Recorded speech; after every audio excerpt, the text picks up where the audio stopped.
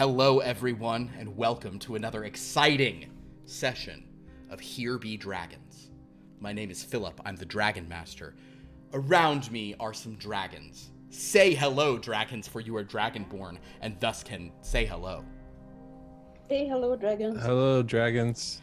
You know, also, the dragons can't talk. My whole premise is flawed. The dragons don't have to roar. It's just more fun when they do. How's everyone doing tonight? Pretty all right. Last week was profitable, I have to say. Yeah, I'm excited by how rich we are now. You gained. I calculated how much. I calculated how much money we were able to get into your sort of coffer there, based on its sort of size and coinage available, and sort of what you could reasonably carry in your weakened states. So you all made Rude. 16,050 platinum last week. Look it up. So good. Your current hoard is now 45,388 platinum. Of that, 20,000 sure goes to Bill Bluster, whatever, sure. But you are now only 69,613 platinum pieces from level 7. Okay. Ain't too shabby.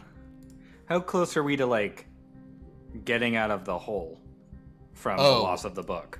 Good question. No, close. Yeah, it's a little. You are getting out of the hole. So getting out of the hole from having lost the book. Do you want to count? Do you want to also take away the money from Bill Bluster? No, not at the moment. You're comfortable with that?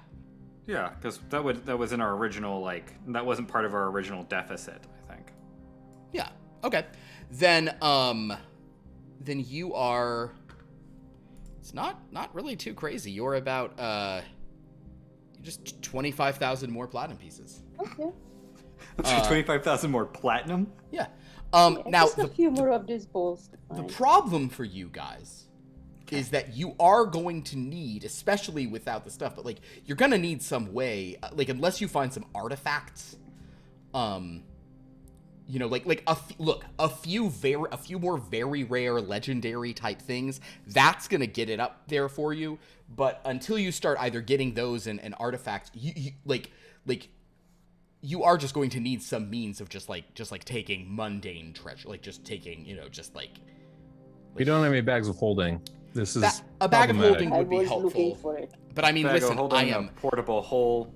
Well, for a haversack of spices at this point. We'll get to all of these things, but for now, our dragons are down in the deeps. Change your name. Of this. Vanda really likes people's names. I'm working with an alias today. Understood. Don't worry about it. Lord Buku will be someone else today.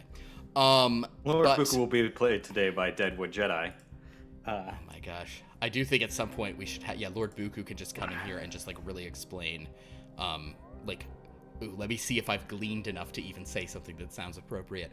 Like today, Lord Buku will be all about like opening shards. That's what. Is it opening? Do they crack? What do you do with shards? You crack them. You open them. Okay. You crack them.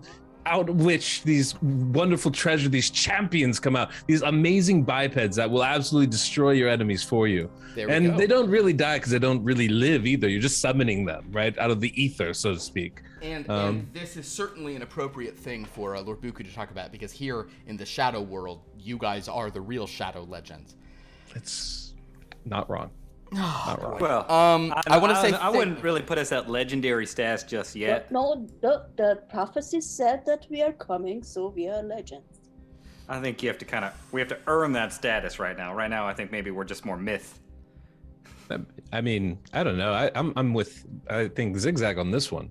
Rage, you know, you have to talk the game to be the game. You know what I'm saying? Yeah, Buku, totally with you. Well, this is gonna be I don't know that I like these two being a united front against me tonight. I guess I'm gonna say alliances shift quickly here, my friend. Yeah. That is true. I'm just gonna open this. This is a momentous thing because this, everybody, The last one. The final box.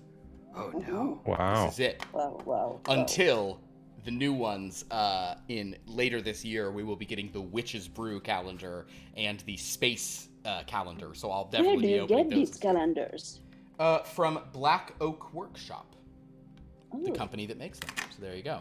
But we were opening the last box. Last night, I did get a Dragon versus Knight coin to flip. Oh, very nice. So that's very fun, but we will see what the final thing is here. I suspect there's going to be an orange gem. Ooh, no. Okay, so we have kind of a generic Dragon D4 here. Very nice. Okay. How do you know the numbers? So the way they do their D4s is very cool. On 3 sides, there is a symbol that is face up. See? So like if you ever see the symbol and it's face up, that means it's 4. Otherwise, it's whichever one of these sides is up. Oh, that's cool. Yeah. I like it. It's a good way to like have like a cool big symbol on the side. But the final thing inside is a diamond, a crystal clear, translucent diamond. Ah, that's the final gem. Oh, that's cool. Final gem. Yes. And I just rolled a 1 on it, so there you go. Good start. Those are the kind of dice we need to give you. Well, the thing is, those dice I typically roll when determining what magic items to give you guys. Yeah. So it's more in keeping with our usual streak of luck. Sounds about might right. not be as good for y'all. Yeah. So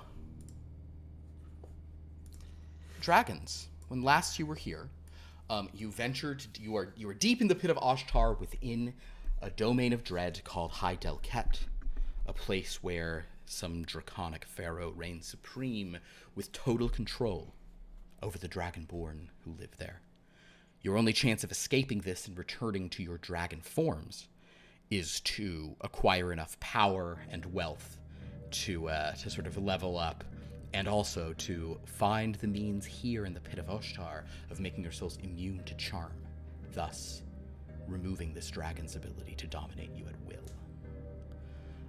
Having ventured down, you've acquired several new cool magic items. We actually talked about that with your horde size a moment ago. I believe of the new items, Tongart, is it correct that you went ahead and attuned to and put on a set of dwarven plate? Is that accurate? Yes.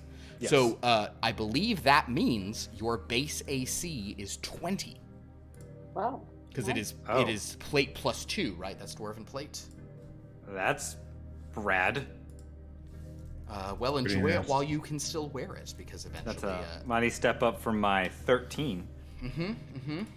Yes, it is. So it is plate armor. You get it becomes has a plus 2 bonus.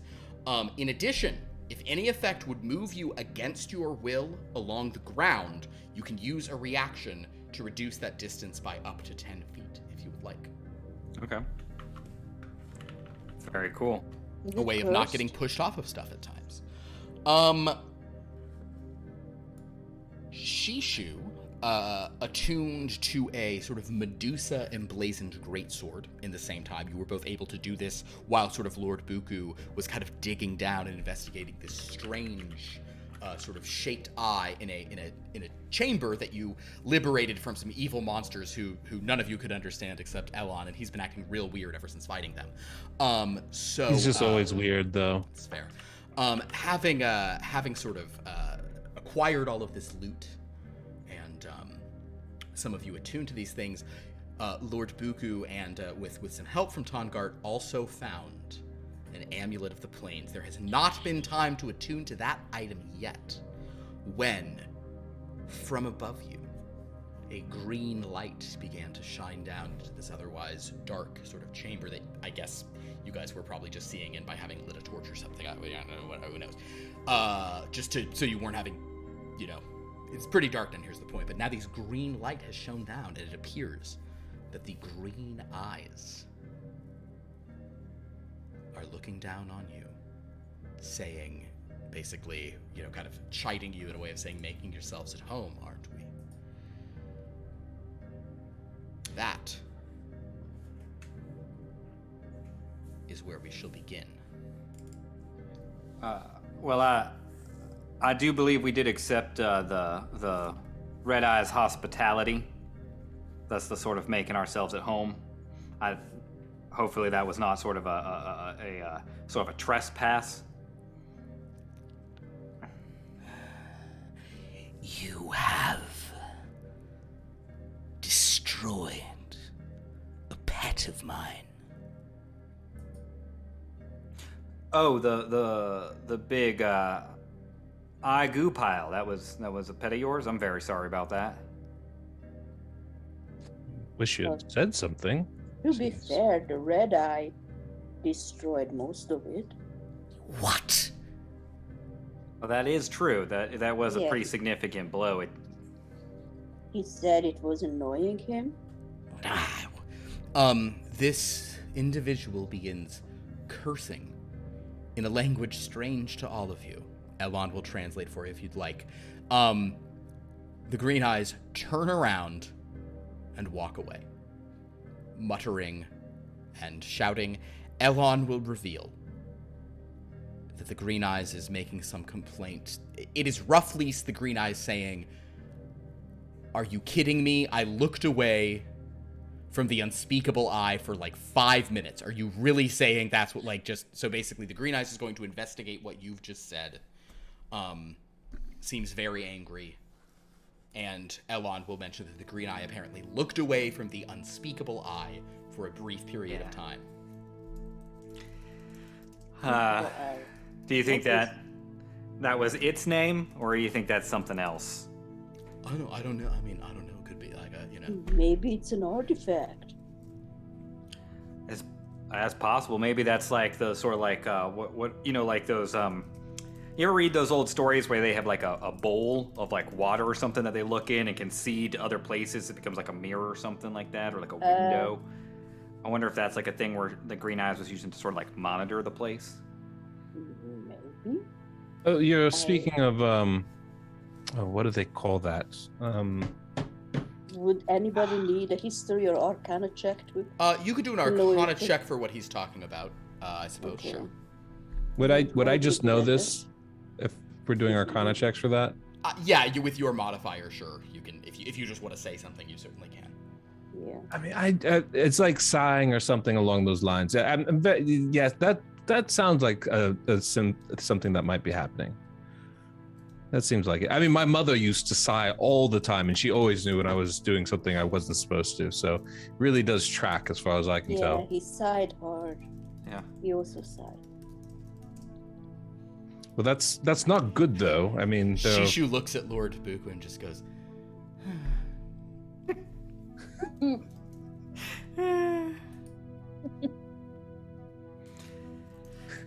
Yeah, I can imagine your mother sighing a lot.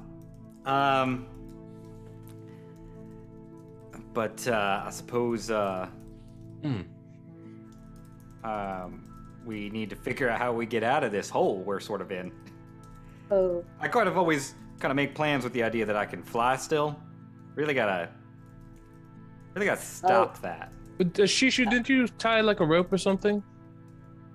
Yeah, I think at some point there was a rope tying. Yes, XigXag, you started tying a rope and the combat went down. You swung down, but I guess everybody else would have come down here. No, that's true. Buku and Elon were still up top, so you would have had to have got them down. So we will say that you could have gone back up while people were attuning to stuff. You finished your rope. It took a few minutes. So there is currently a sticky, weird rope formed of eye stalks that XigXag has braided together, and like just gelatinous aberrative matter. As you touch it, every third time you touch it, you kind of feel in your molars like a cry of pain from some other it's very unpleasant, but you can climb up and down it. Although, advantage to this kind of rope is that it's a little sticky, right? So it's hard to fall off, since we've all sort of been very bad at using ropes thus far. That's true. I mean, I suppose it's a safer way to ascend and descend than we're maybe typically used to in this. I'll be honest, I'm going to be looking forward to very much getting my wings back and not having to deal with this biped nonsense. I'm with you on that, Buko. Now, that's definitely what I am missing the most. If you guys are going to start climbing, I will just point out that you are climbing straight up a rope, and there are some rather sizable things that some of you are going to be trying to carry up. Yeah. In terms of this treasure. I believe our original plan was to put as much as we could in the sarcophagus, and then I was thinking we would just try to throw that up out of the hole. You want to throw the sarcophagus 50 feet in the air. A sarcophagus that weighs hundreds of pounds. You guys want to yeet that 50 feet up through a portal? That's the plan? Can I braid more ropes and then we pull it up? Understood. This is the face of someone who is interested in that plan being attempted. I'm just confirming that I've heard you right. Yeah, that is the plan I proposed. I don't believe it was the plan we agreed on. But I believe we did sort of all agree that we would use the sarcophagus as like a vessel to store some of this gold and some of the smaller items. And I'm telling you, you've done that. So you have that. But then you also have this bulky, like very delicate ruby statue that someone will have to carry up. Oh, that's right. And you have, and you're now wearing plate mail, plus you have the demon armor. No, you left that with the people, right? Yes. You did leave the demon armor. So you left the demon armor. You're now wearing that. Like, you guys are, and Shishu has maybe she'll just leave the bunker down here. The group is on the edge of encumbrance, is all I'm trying to say. We are. I believe that the phrase I've heard for this is we are rolling deep. Sure. Can I make I would like to see if I can perceive a way to fashion some kind of pulley system to assist us in this. Maybe I could do it, or we could do it together. Yes, what I would like to do is look around, get out of the hole first. So even if the stuff's down there, get out of the hole, see what's available for us, and see if I can't craft some kind of pulley system to assist us in carrying this stuff out of the hole. So Lord Buku, you alone are going to just climb up, to just look down and sort of see if there's more stuff up there you could try to... Well, I'm probably already up there. I'm going to climb up and do that. If someone else would like to join me, they're welcome to, but... Because I don't need to be down there, and I have my cool whip to go up and down as I need. She actually would have to be the one to tie the rope up top, right? Yeah. Well, the rope. So I'm saying that XigXag went up, tied the rope, slung the rope down. You guys were all down there. The green eyes came. The green eyes left. So everyone's currently in the hole. So XigXag, you're saying you want to go back up? Yes. Okay. So XigXag's going to swing up. Now, ordinarily, you in sort of any tense combat situation, you do have to make acrobatics checks to do this, or athletics checks. But if you're kind of taking your time, you can kind of... Yeah, it's kind of practicing. Yeah, you're not doing it in kind of, you're not just Spider-Manning out. You're kind of like, whoop, woo, woo, okay, kind of incrementally. Sometimes you just don't swing enough, and then you're in a complete dead stop, and you have to drop a little and swing, get more momentum. But yes, so with little time XigXag, you can get your way up. So XigXag, as you first go up, there is, however, one rope one character could climb up if they wanted to. So Buku, are you doing that so you can both investigate up there? Okay, so Buku, if you're simply climbing up this horrifying rope, despite the feelings you feel, you also aren't wearing like heavy armor or anything. You are not encumbered. You're able to get out, no problem. So the two of you are now up in the chamber. There's just pink goop all over the place. Every other step you do, crunch an eyeball under you. It's unpleasant up here. But go ahead and both of you make investigation checks to see if there's any means up here of trying to, build the system in question. 20. A 20. 9. Perhaps XigXag, you were just so overwhelmed by kind of looking around. Lord Buku, there is certainly some, there's some ornamental carvings above that should be able to support a good bit of weight. You would estimate without issue. So yeah, you could probably put a rope over to get any kind of useful pulley system. Fashioning that, you're going to have to fashion a lot more of the rope that you're talking about. Yeah. And I could do that. right? It will take XigXag some more time to do, but if you're cool to just sit here and do that, you can. All right. I'll lean over the edge and I'll yell at the group and motion XigXag over to explain this and be like, look, I think we might be able to find a way to get all this stuff out of here, but it's going to take some time to set up like a rope and pulley system. I know many of you don't have a lot of formal training, but it involves using mathematics and leverage in order to ease the burden of the devices we're trying to carry. And it might actually help Tangard help you just get out of the whole period with that armor on. I'm not sure how feasible that's going to be. So if we're willing to spend the time, which of course I think is worth it for the money, but it's not just my choice. Well, my sort of, I mean, I'm happy that seems like a very sort of well thought out and sort of the most cautious approach we could take. That is definitely true. The only sort of fly in the ointment of that would be that I don't know how happy that Green Eyes is that we killed her pet and that we have now sort of set her on the path to go fight with Red Eyes, to whatever extent that becomes. They could, in theory, come back here as like a united front. That's so interesting you said that. Speaking of which, I would like... Should I have you guys roll this, or shall I just roll it? We'll roll it. Let's do it. Okay. Pierce, please roll a d20. And... Should I have you guys do this, or should I do this? You guys, cool. Pierce. Gifted roller you are. Could I have closed the door? If you want to close the door, you can, but there are two gazers sitting right at it. So if you approach them, you see them there. Tangard, what have you rolled? A 9. Okay. XigXag, could you roll a d20? Also, Andrew, hello, good to see you. Hello. The short of it is that Elon specifically, when the Green Eyes came down and said, "Making yourselves at home," your fellow Dragonborn started saying a few things about, "Oh well, this, that, whatever." Not so, etc., etc. We just and XigXag pointed out that actually this Green Eye seemed upset that her pet was destroyed. This pink. That the giant, gibbering mouther that had been fought. But XigXag pointed out it was actually Red Eyes who did that. And then you heard her saying in a language you'd never heard before, I look away from the unspeakable eye for 5 minutes and just marched out in a huff.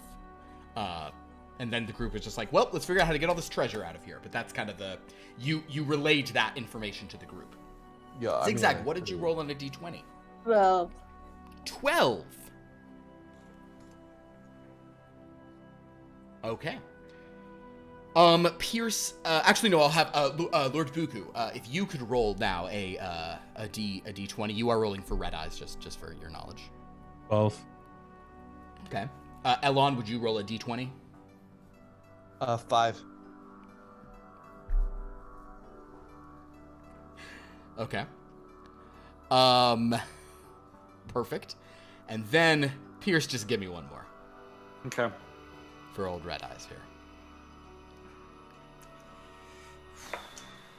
18. XigXag, can you just hit me one more time? One more d20.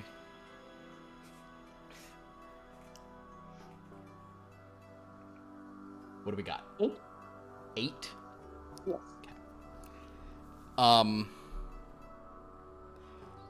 Despite the sort of additional insight into okay, so cool. Wonderful. A conversation's happening between these eyes. So right now, XigXag and Lord Buku are up top. There are a few gazers kind of hovering around the door. Elon, Tangart, and Shishu are down below. Lord Buku has basically suggested more time means you can probably safely bring everything up. Tangart has called back up. As safe as that is, you're not sure how long you'll be safe here. We will now resume. So, I mean, but you're the ones up there. So, like, if you feel like we've got the time, let's take the time. If not, I mean, I believe enough of us down here have enough strength that we could probably toss this thing up out of the hole. Maybe y'all can catch it up there. Do I think we have enough strength to toss it? No, I don't. Master Lasso, I do not. Can you even lift that thing by yourself? Well, no, that's why we would be doing it as a team. Like I keep saying, we're better as a unit. But 50, it's high. Do you remember how difficult it was to climb out of the hole? How are we supposed to throw that thing out? Well, I haven't tried to climb out of the hole yet. Do you remember climbing up the cliff when we prepared? Even coming down here? I think of that more as just bad luck, but yeah. Yeah, me too. I take your point, though, Lord Buku. But all I'm saying is that if we're going to take time here, we got to be prepared to fight over this, I think. Right. But can you guys just bring stuff up little by little and then put everything, we'll put them back into the sarcophagus? So the sarcophagus is a basically almost like a solid piece of gold. The sarcophagus has some room in it, but it is a very heavy, like hundreds of pounds object. Also, the lid of it is not like super loose. You also have an incredibly delicate statue of beholders mating, with like ruby carved eye stalks doing all sorts of unspeakable things. How big is the statue? The statue's about like this big. It's just big enough to be very awkward to try to like tie to your back and climb up a rope. It's not heavy. It's just awkward. In fairness, that one is not. That is Elon is spot on with that. The ruby statue is. I mean, it's heavy, but it's not like the heavy thing. It's awkward. It's weird. It feels gross to hold it. Tie it to the cord and we pull it up. The wealth that we've acquired does not include this stuff, right? It includes this stuff, yes. Does it include the gold that we were? I have the only gold I've put on your sheet is the gold that you have already put into the sarcophagus. Okay. You have filled it with like the larger denominations you could find. There's a lot of gold down here that if you guys want to fill up, you guys can try to fashion bags or build bags out of goop if you want to. But let's go about this as smart as we can. So I think what we need to do is we need to just take the specific items out, right? And while we are doing that, we can continue to sort of fashion this pulley system y'all are talking about. Okay, my friends. And see where we get. I hate to say this, but I think I'm realizing the difficulty of being able to carry all of this stuff with us. I think what we should do is we should Leave them here for now. just leave it here for now. Hide it if we can.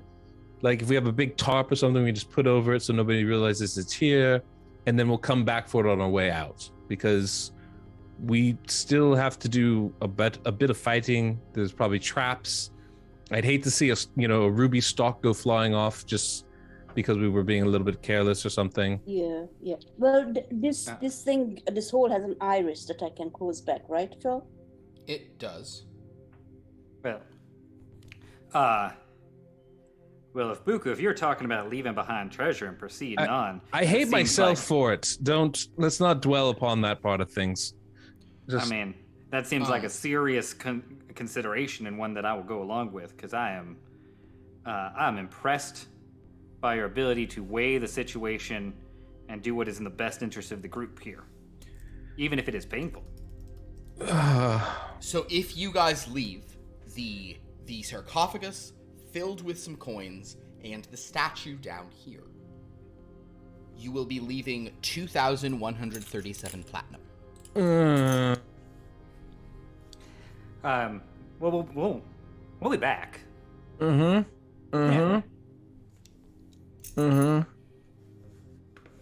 about yes, we just close this iris and we scoop some goop all over it. And hope I like it. I like it. Okay. Should we urinate on it to claim it as ours? I've seen some bipeds do this sort of thing before. I'm pretty sure that's a thing. You've seen bipeds do that? The reason we can't just do slow and steady is because we're afraid we're gonna get attacked, right? Yeah, that's right. Well, plus, we don't want to carry this stuff with us all the time. It would be very cumbersome. Like, I didn't get the best welcoming feeling from either of our red-eyed or green-eyed companions. So I have a feeling if they go and sort of talk it out, they might kind of decide on themselves that, not that we were, but that we are the interlopers here and need to be dispatched because we were sort of lying to them. I'm not saying we were, but I'm saying they could easily talk themselves into that and come back as a united front against us. I've already almost died once. I'm not eager to do it again. It was a very uncomfortable feeling. Not really familiar with that. But we definitely have got the most useful items out of here. We can still carry those on us. So that's, ultimately, I think that's a win for us. Yes. And if we can get a little bit of a gravy on top, well, we'll come back and get that gravy. Very good point, Master LaSalle. So, I will be the last one to climb out, given that I do not know how the rope was. My new girth. So, in that case, Elon, are you going to climb up and Shishu can do the same? Okay, in that case, you guys, you try to somewhat hide the sarcophagus and the thing down there. Elon climbs up, Shishu climbs up. No rolls required. Tongar, what is your strength score? 16. It's minimum 15 for the armor. I think I'm gonna. Tongar. No, I have an idea. He could just tie the rope around himself and pull him up. Oh, I don't think that's the issue. I think it's the integrity of the rope. Is it? XigXag has proposed that they tie the rope around you. Would you like to try that? I suppose we can try that, but I'm not that concerned here about being able to climb. I think that would make some sense, though, just as insurance of you falling. Well, I got to get used to doing this. I got to climb out of this hole at the end of this. That's true. You guys are in. All right. You guys do have a long climb up. All right. So if you're going to climb, it is an athletics check for you. Sure. I will go ahead and sort of steel myself with a bit of guidance. Sure.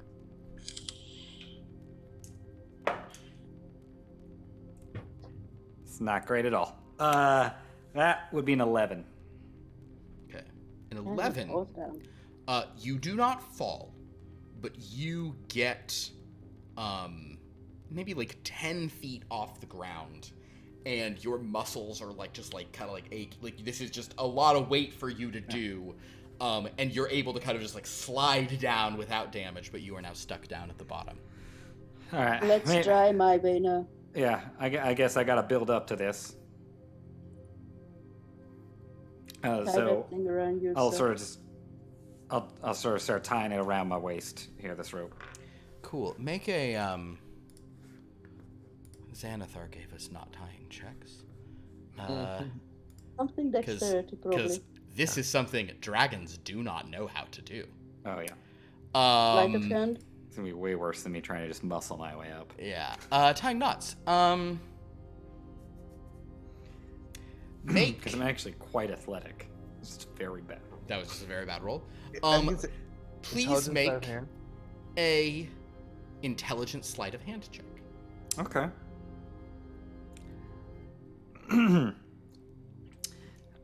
With additional. What is your int? My intelligence is 14, so it's a +2. Okay. Probably not proficient in sleight of hand, sure. I'm not, no. But I will throw a little more guidance on myself. 22. Oh. Tongar, you kind of, you've never really done this before, but you've seen ropes, and you kind of, and it probably helps that the fact that, so many eyeballs have been popped out of these eye stalks that are braided together, that there are kind of these just, easy kind of points to, thread stuff through, so you're able to just, yeah, okay. And it honestly seems pretty sturdy. All right, I think I'm ready if you guys want to give me a hand here. Of course. Let's with the number of dragons up there, and with XigXag and especially with Shishu up there, I'm not going to require a roll if everyone kind of together starts pulling this up. So Tongart, you very kind of awkwardly, and there is this moment when it starts stretching, you definitely see the rope like, but it does seem to hold. And as you when the rope speaks, I say, I am sorry about this. I don't mean it's a necessity. Make an insight check.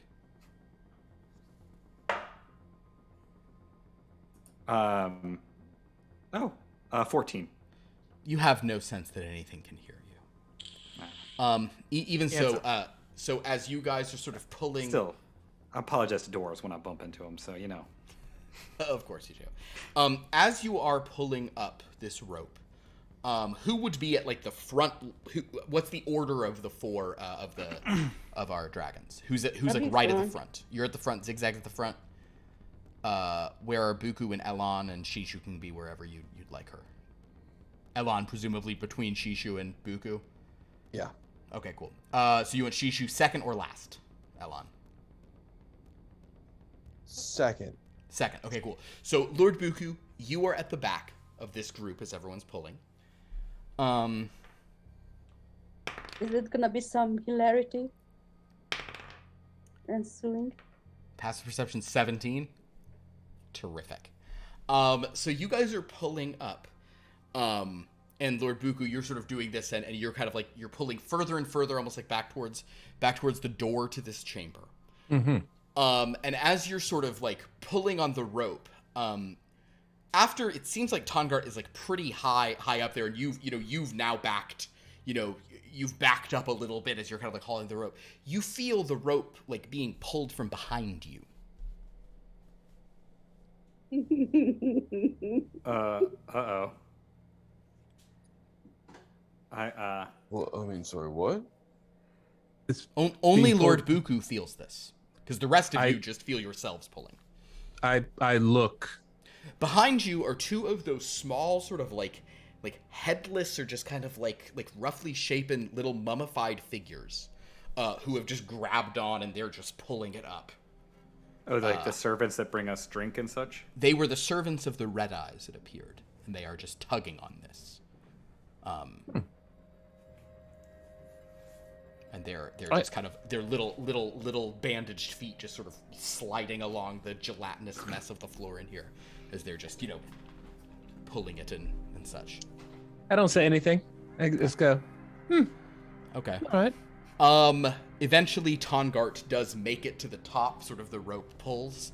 They're sort of back with you, Lord Buku. They sort of like they both drop the rope, and then they do give themselves like a little like they like high five each other sort of.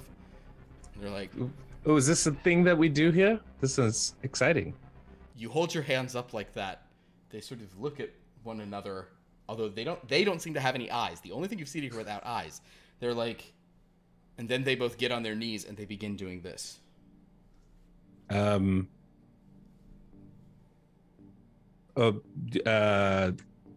You're worshiping me?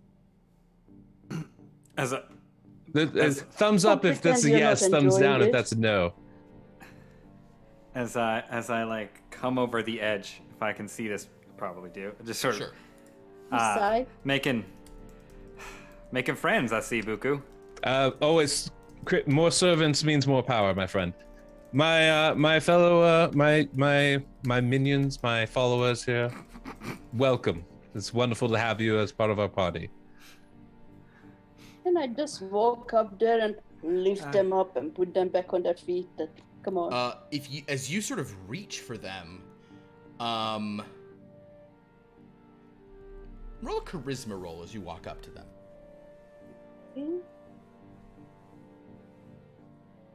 That's a natural 20. Okay. -1. They both hold as you -1. Unless saving throw. It's not a saving throw. It's just but you walk up and you're somewhat charismatic. They let it go. You can pick them up. They're not what's your strength, XigXag? 20. Yeah, you're able to kind of pick them up. They're probably they're the weight of a dehydrated halfling, basically, if even that.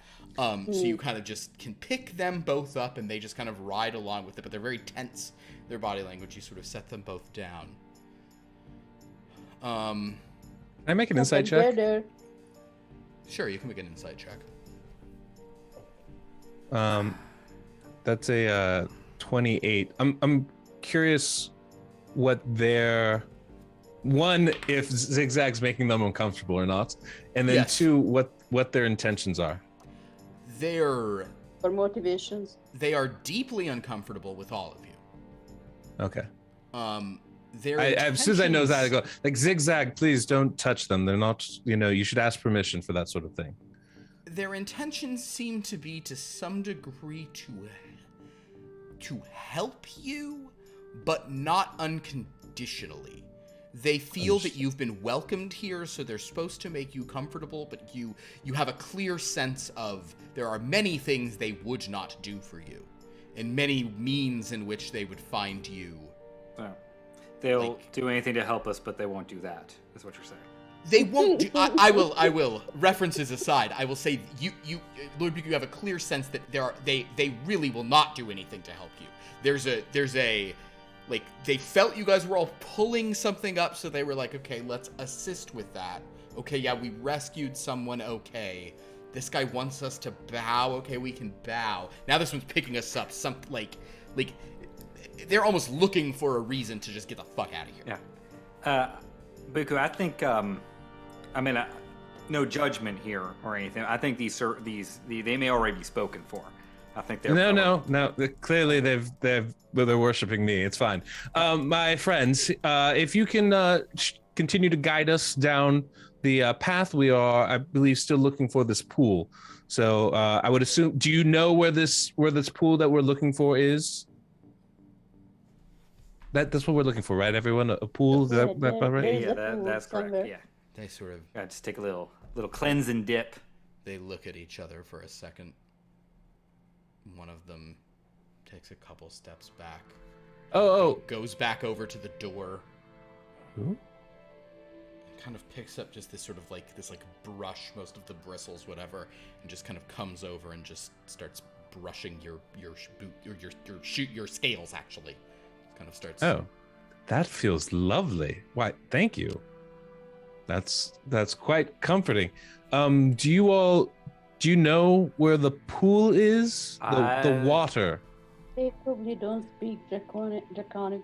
Yeah, can I just sort of motion a pool of water and diving into it, swimming? And also, my friend merciless, maybe he can figure that out for you. I don't know that they understand our language. Also, I don't see any ears on them bodies, so.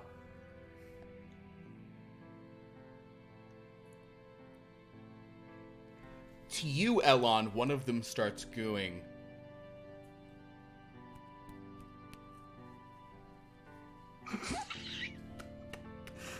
To Tongart, if you could, please roll a performance check. Okay. Then they start doing a do-si-do, right? Yeah, exactly. Performance. All right. Not the worst.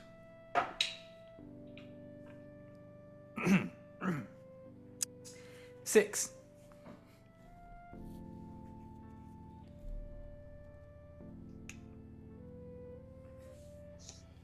One of them thinks they understand what you're asking for, and kind of leaves the room. Pauses halfway around and starts walking out of the room. Well, I guess we follow him, right? The other one goes, and then starts brushing more things. That one comes back in after a couple of moments with another bottle of rotting wine. It's just kind of carrying.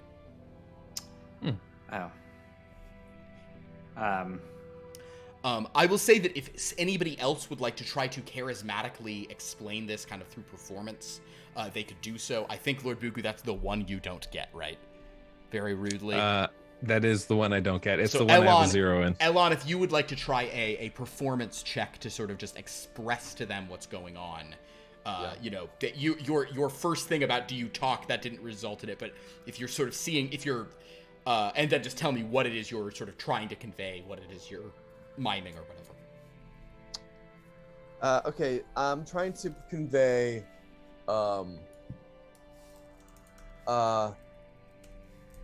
sacred pool, you can talk. and my performance is a 20. The second part seems to be like confusing them or just not computing. But the first part, when you do that gesture, you do sort of notice one of them like slap the other and go.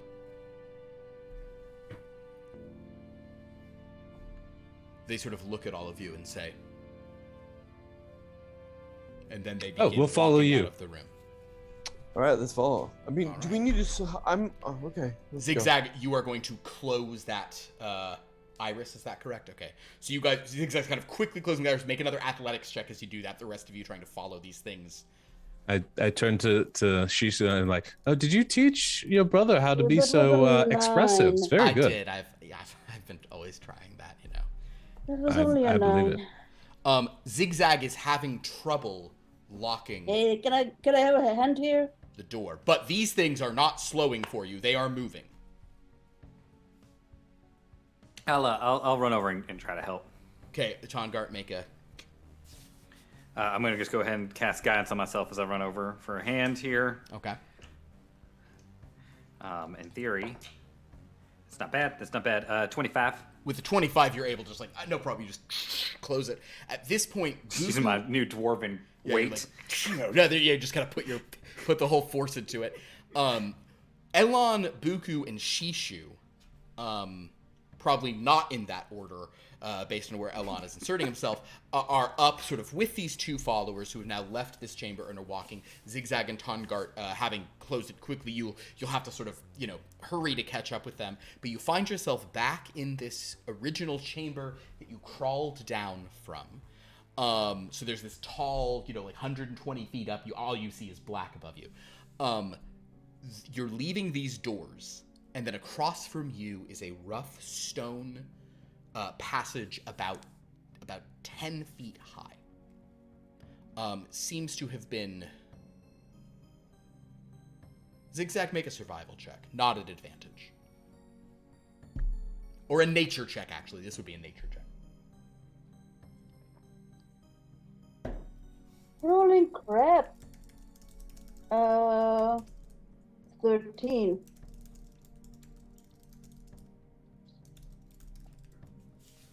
You're not exactly sure what would have formed this. You think it was, but you suspect it was not just like worked. Would not have been done by bipeds. So, as you sort of make your way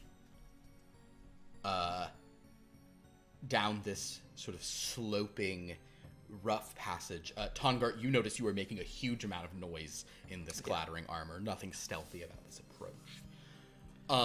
You do see that after about 40 feet, it sort of widens out into sort of some larger chamber.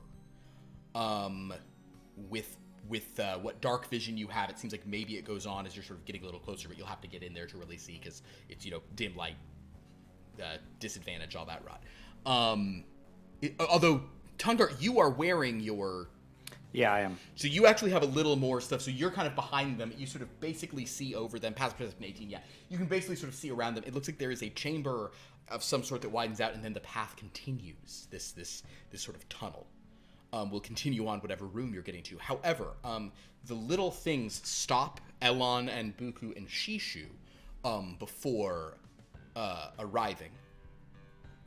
And And as they get there, one of them just starts kind of pointing at all of you and like pointing at the ground. And one of them will actually sort of walk up to like Elon, sort of like trying to like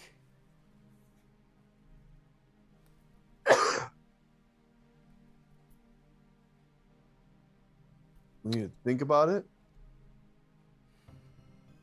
Oh, is it the helmet, the circlet that he's wearing? The hat? Elon, do you kneel down? Sure. The creature sort of reaches for your tiara of comprehending languages. It begins to lift it off of you. I'll allow it. it takes it off, and kind of there's this shiver of like, and it just sets it on the ground, and then it starts reaching for your short sword, and starts setting that on the ground, and the other one keeps pointing at Shishu's new sword. And as Tongart and XigXag come, now they're pointing at Tongart's. They're just pointing at all of Tongart. Oh, I mean, is it magical items? The magic. Is it the magic? We have to put the magic down? Or the weapons? We have to put the weapons down. I think it's the magical stuff. I think we might just need to take off our clothes if we're gonna go swimming. No, it's definitely the magic stuff. I mean, Buka just looks at Shishu is like, I mean, if that's what we have to do, That's I it. suppose. I mean, come on. Let's be professional, all right? Come on. Of course. I'm just trying to, interpret what they're saying here. Was there anything magical about your short sword, Alana? No. Yeah, see? And they go to Tongart's. They also keep gesturing to Tongart's shield. Oh yeah, sure. I'll take their shield off and hand it to him. They're just kind of.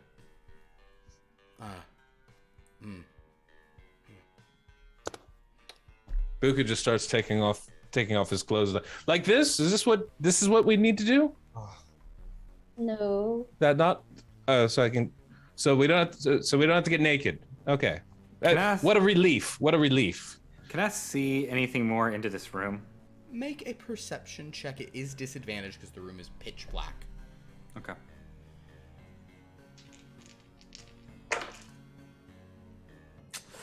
That is unfortunate. I think it's still all right though. 15. With a 15, you see an odd. The chamber seems to be about 40 feet high, kind of roughly dome shape. There are some smaller passages moving out from it. There appears to be something, an odd, like metallic rock formation in the kind of like in the center of this 40-foot thing, almost hanging down maybe 10 or 15 feet. There seems to be an odd, like very weird-looking rock formation hanging down. Oh, could it be magnetic?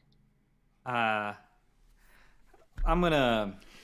I want to get a little. You notice as they are sort of touching you, they're touching the short swords you took. They don't like your battle standard, and Franklin's like, but you notice as they're sort of like pointing to things on you, they do not point at your bow. They point at your arrows, but not your bow. Oh. Are they right. pointing at things that contain metal? Make an investigation check, XigXag. Tongart, what were you saying? I was gonna say that I kind of wanted to maybe get a better look at this, and I was gonna cast resistance on myself. You cast resistance, and the whole tunnel lights up. Bright light. 25.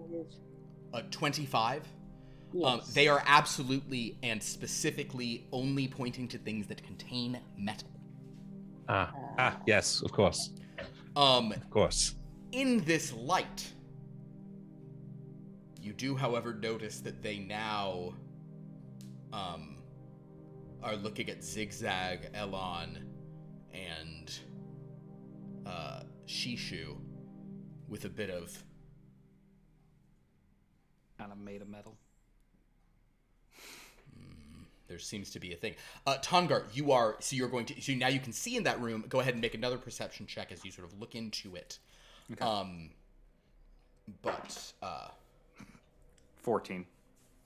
I assume it's not a disadvantage now because it's lit It's up. not a disadvantage, but the room is actually like it looks like a very it's a particularly ferrous sort of rock in this chamber. The rest of the chamber just appears to be sort of a more whatever stone, but in that room the stone is all very like partially metallic and sort of shining in odd ways. That's just what you can tell from like looking in, and there's this very sort of jagged form kind of hanging down, but you can't really see, just kind of some weird stone formation. You can't see it too well from just looking in. You'd have to get closer to it. Well, I think XigXag may be right. I think maybe there's something hanky about metal in the room up ahead. And I mean, these fine fellows here have done nothing but sort of aid us, and sort of helping us out with things. So Well, maybe somebody Perhaps they're needs just to trying to go help. first.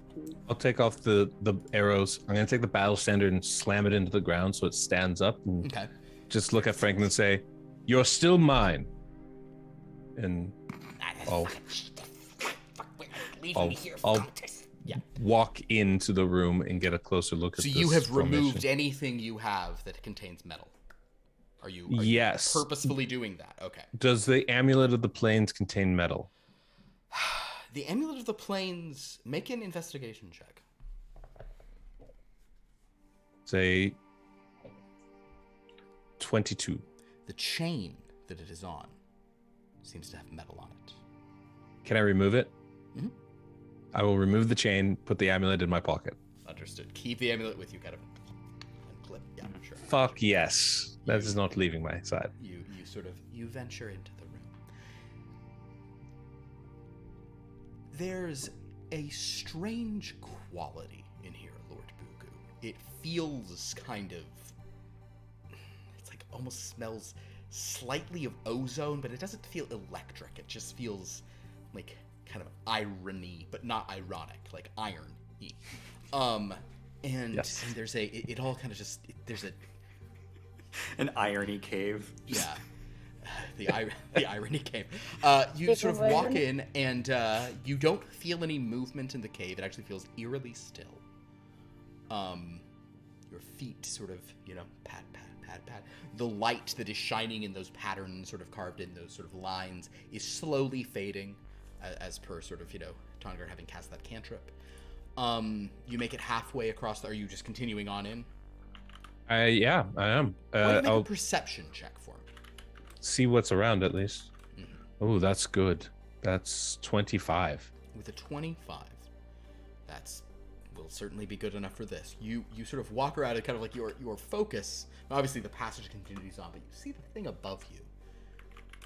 This strange kind of metallic rocky formation coming down.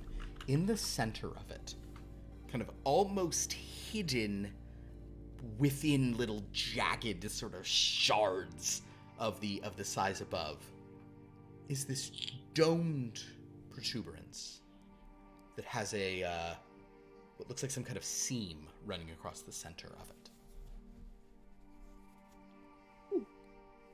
Is this below where we were? You are not. It is not. It is on the other side. Okay. You've walked like a couple hundred feet in the other direction. No. Got you. Even so, I think the idea of this looking like some kind of eyeball in this dungeon goes without saying. That makes sense. Cool. Well, there's a seam along it, like it's like a closed eye. Correct. Are there eyelashes? This does not appear to have any eyelashes, but there are some like jagged pieces of like ferrous iron ore that are sort of almost resembling that kind of cilia filtration purpose. Got you. What is my understanding of science? Just as I'm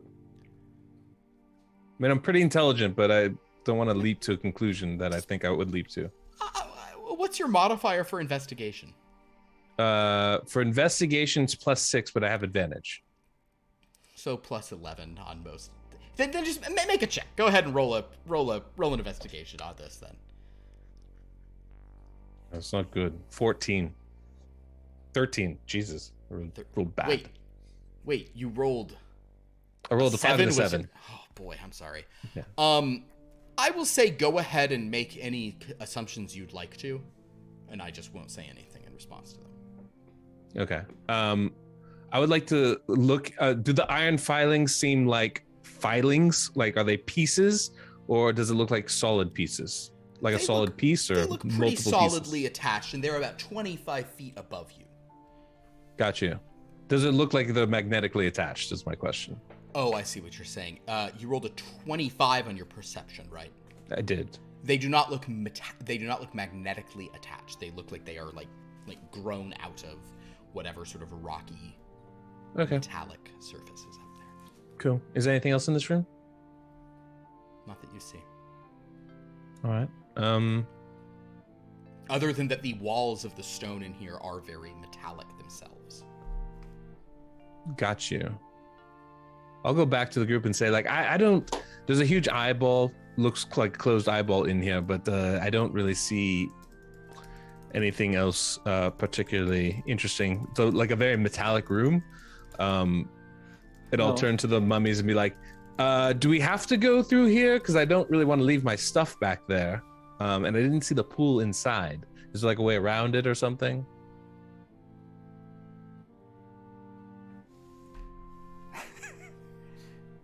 No, yeah, stop. Okay, yeah, thank you. No. See, like the metal, the pieces, I'll pick up the little chain, right? This, and through there is a no-go. Can we go around this room and keep this with me? Make a performance check. 5.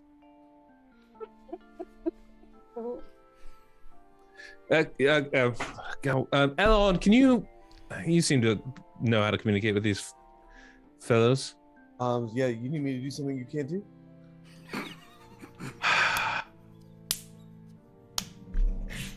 No, it's fine. Why don't you just go in the room and see what's on the other side then? I'm just trying to get us to go keep our things and get to where we're supposed to get to. If you would like to help in that, you're welcome to. If not, that's totally up to you. It's fine. I'll go over to them and be like, another way? You know what I'm gonna do? Does that circlet require attunement? Yes. Okay.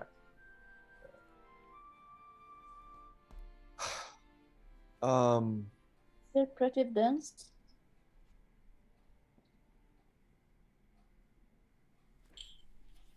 We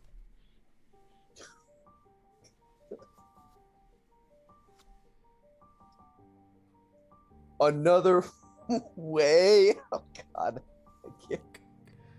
So good that you have to roll at least.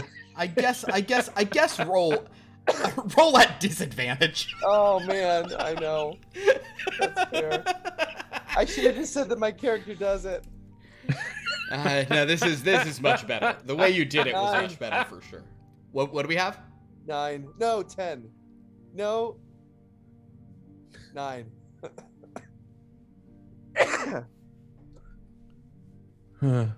Nailed it. I guess we leave it. I mean, we could also we could just like leave it with someone, and then we could make 2 trips. I think. What's funny is when I planned this room, I did write down the fox and the chicken feet. Question mark. Oh. They don't seem to understand what you're saying, Alon. Yeah. No. Yeah. Really. They're getting. Let me go look in the room again. I'll walk back through the room and like do a full inspection of the thing. Buku, take like an arrow with you or something, so we even see if this is a real thing we gotta worry about. That seems like small, or just a chain. Just I have. throw it in.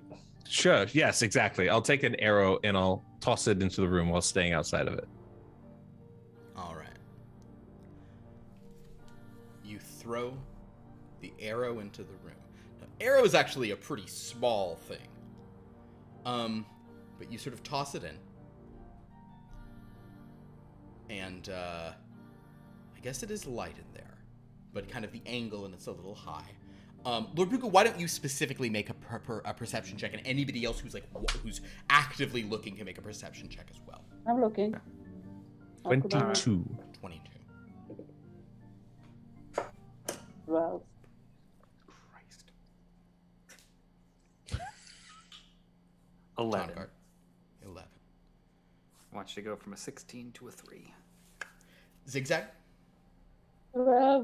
12. Elon, are you? Sorry, what were we? Sorry. If you're not actively looking, you don't have to. It's just anybody who wanted to be like carefully. Yeah, Elon's like whatever. Just he's watching Shishu to make sure she's not staring too much at Buku. So Buku, you alone notice. You toss it in, and it's kind of hard to see from the angle without it, but you see that eye peek open. And then, what XigXag and Tongart see and hear is simply the cracking of wood.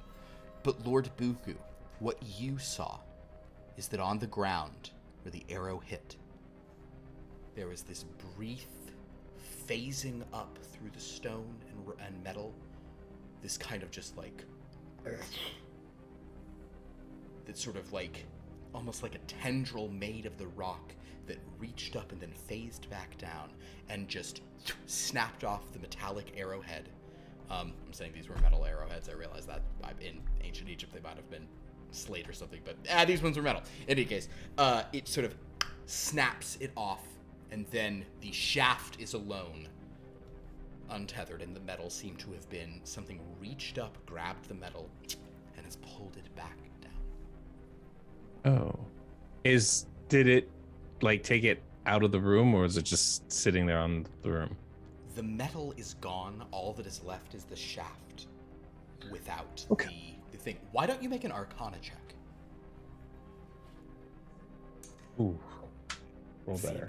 Seems 21. I should also mention that XigXag, one thing you have been smelling since you came in here is an elemental.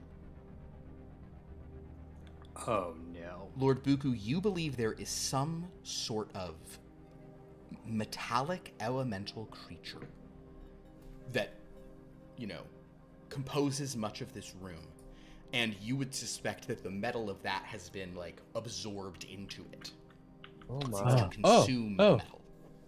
This makes sense. Okay. I relay this to everyone. I'm like, definitely, if we're going in here, metal is not an acceptable option. Question is, are we metal dragons are really metal? I don't know. Weird, right? I don't know. Good question.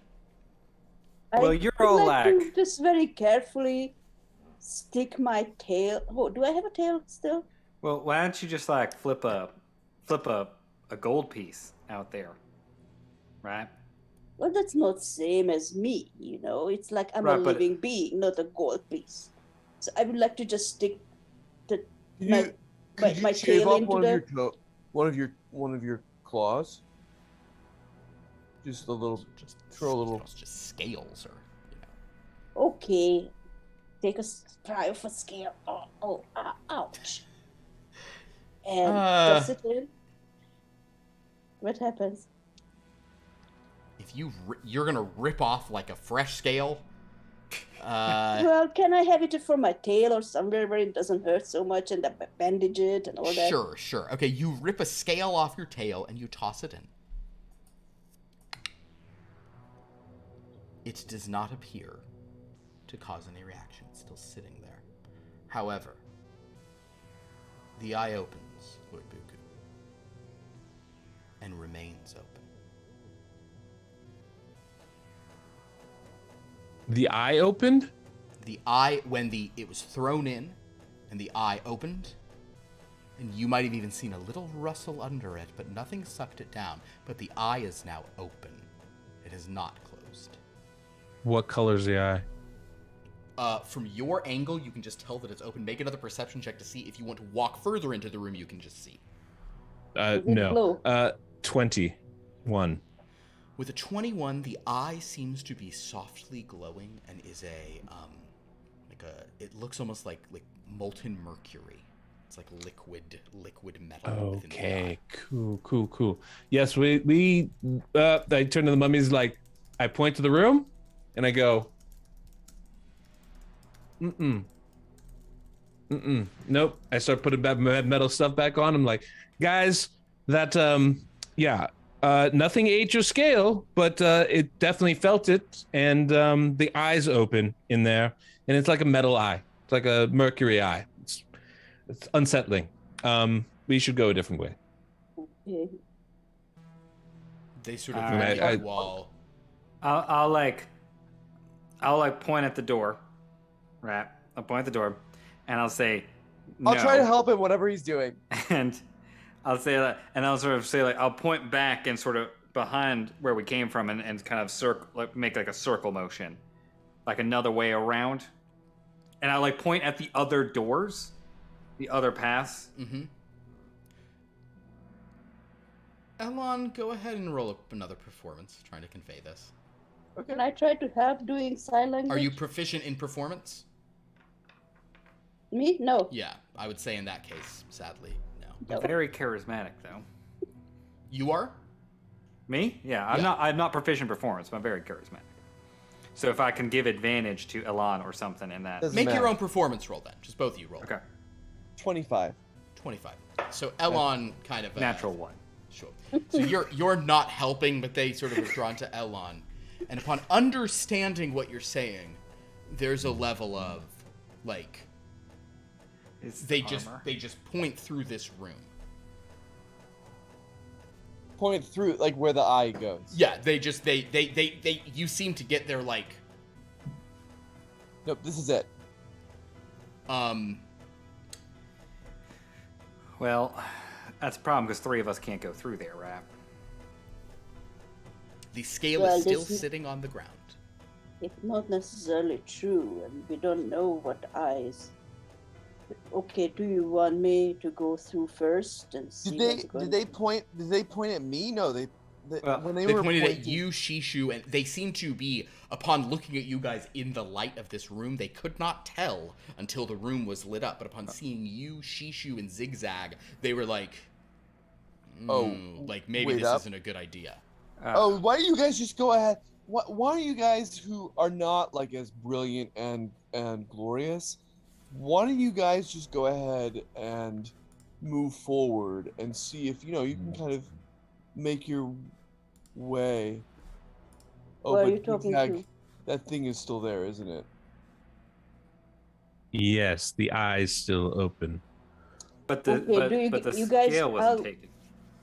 I volunteer to go in there and see what happens. No, ZigZag, that's a problem though. let's tie. If we're gonna do that, let's tie your whip around you so that we can sort of yank you back if something happens. How far in is that scale that you threw? It's like, You really huck it?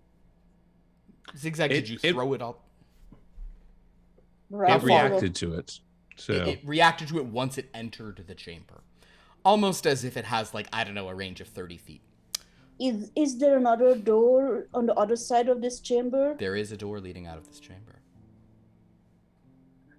Sorry, the chamber that we're in, or the one with the entity in it?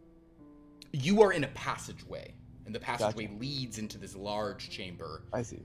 Yeah. And Okay. and I will mention, other, like, Tongart, your mask would have to come off. Right. Basically everything. Your armor, which will take 5 minutes to doff. I feel bad that Shishu's not here for some of this. How much metal is in Shishu's phone? Like, is she still going to be able to sort of be? Well, she'd have to put that on. However, the entities have suggested. Because I feel bad about this.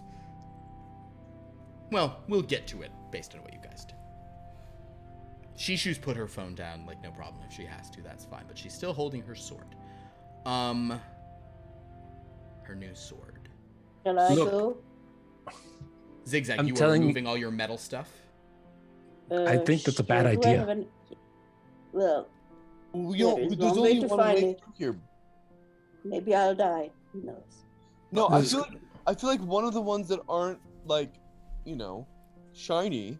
yeah, but that Go in doesn't there. give us any information though. We know that we can go in there just fine. Well, Buku why and don't I- you, well, then why don't you just do you have like a broom or something, Tongart? Do you have like a? No, I'm not. Your sister's the one that's got all the patches all over her. Yeah, I'm do just have gonna beautiful take off all patches. my metal things. The Okay. No, I'm sure the whip is not metal. ZigZag, I don't think you're metallic, okay? That my scale didn't set Well, it up. So who knows? No, it did. It's the it eye is definitely reacted to your scale landing in there. Well, all right. You Why don't- guys why don't one stand of you- here, and if I'm attacked, prepare an action or something. Well, Well, like okay, ZigZag. May I make a suggestion? Why don't one of the less shiny of us go in there and just try to like bat that scale, just sort of sweep it back out of there, and then maybe you may go forward and see if there's something, ahead that you could potentially like turn this thing off, or I don't know, like bash it down. I don't know, like maybe there's another way they can go open. You know what I mean? Right now that's just you, Buku, because it's gonna take me some time if I'm gonna go ahead and join you. Time. But like, the he thing looks about at this, Shishu, and he's just like, "Well, it's not easy being the leader." So brave. I would say So in brave. this very so specific brave. situation, Lord Bukbazan, you're our only hope. Very well. I suppose duty calls then. It really does. It's responsibility of Go nobility. ahead. And he walks in. I'm pushing him forward. Go ahead, go. Lord Buku No, walks it's in. so hard. I mean, there's no need to. Lord Buku, you walk in. You take a few steps. No response from the room. Other than the eye opening wider above. Oh, You can go to the other door or whatever. You can pass under it and go to the other door, or you can like walk to the side of it. But once you're a few feet into the room, the eye kind of like, you can see that it is like pointed at you. And there's this kind of like darker sort of iris in the center. Also kind of like a more solid metal color. And then there's this like molten silver that it's sort of floating within, and it sort of is focusing on you. Philip, as I'm watching this, I just want to go ahead to see if I can be of any aid to Buku. I'm just going to expend another charge on my mask to have true sight for the next 10 minutes to see if there's anything hiding, any illusions, anything. That's interesting. You don't... I don't think true sight...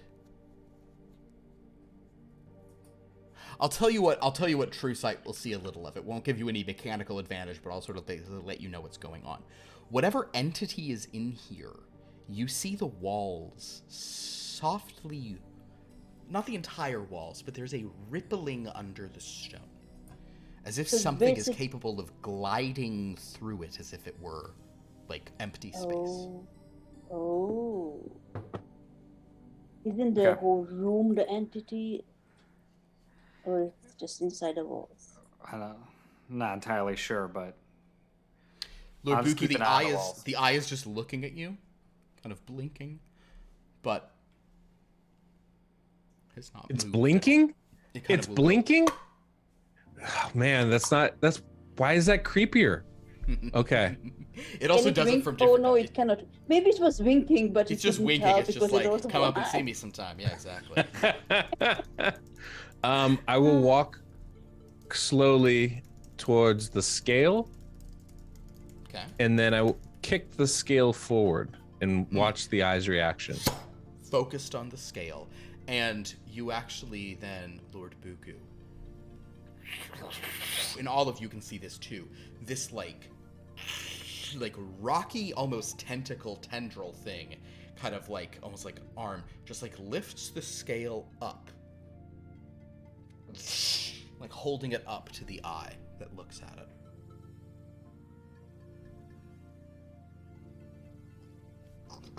And then the tendril goes back in and the scale just kind of falls back down. The eye stays open a little longer,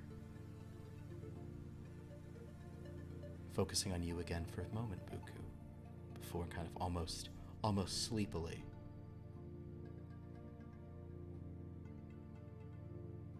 closing.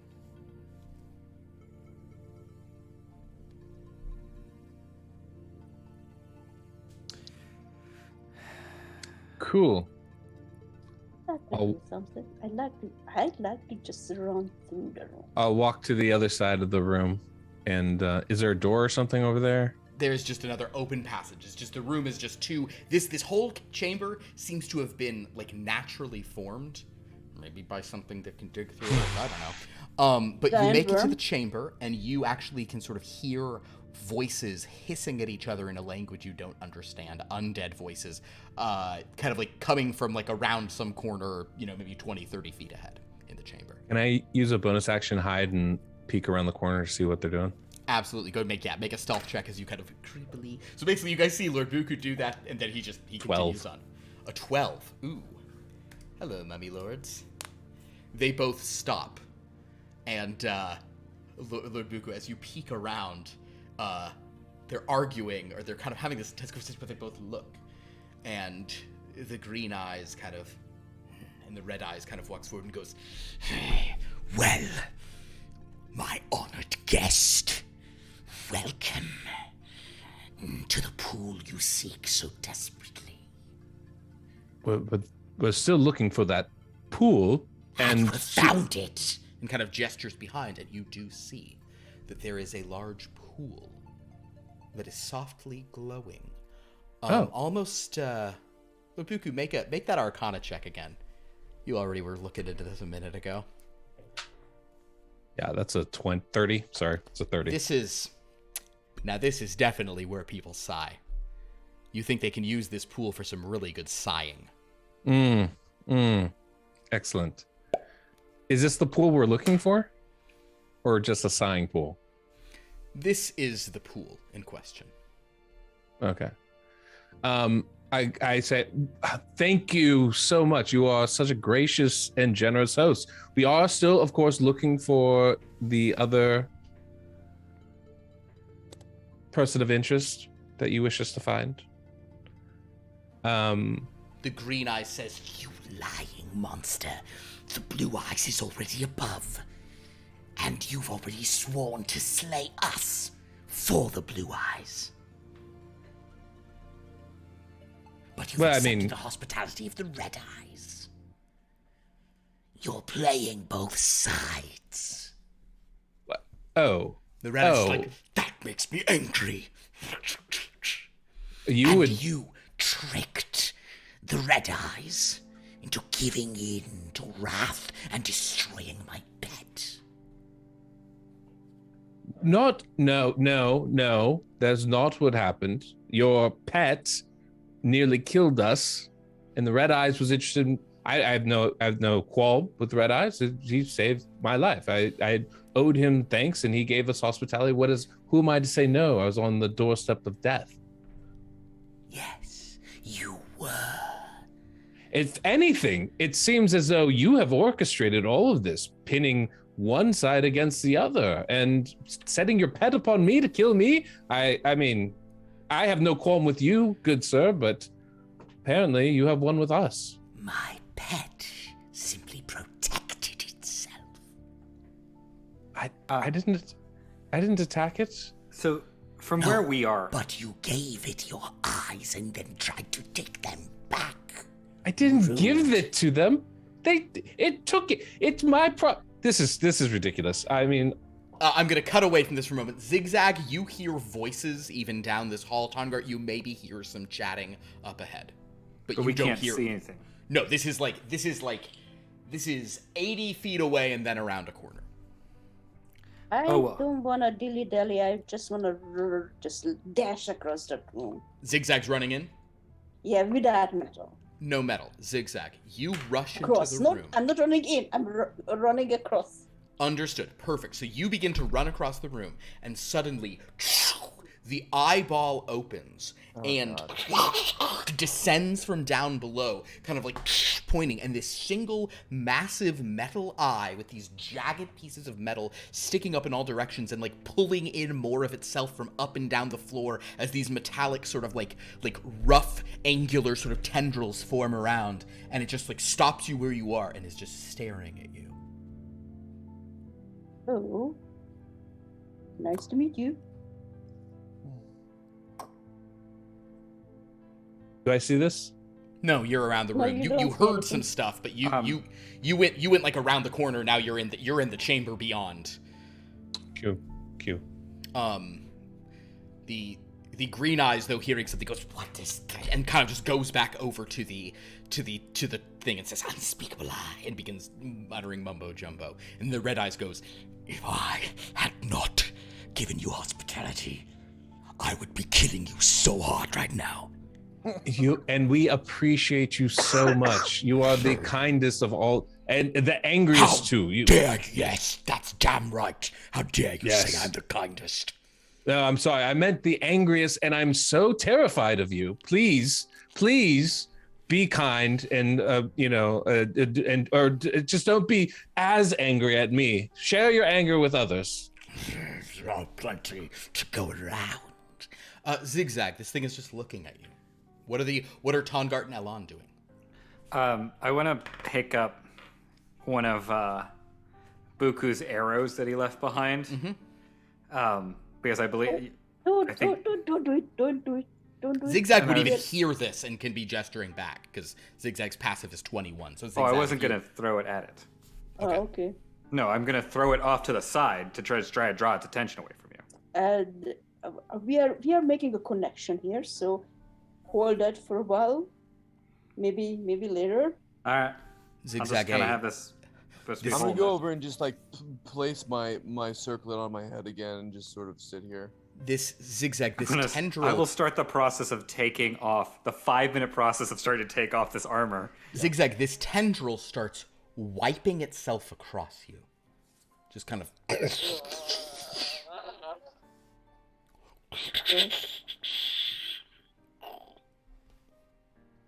Looks at itself.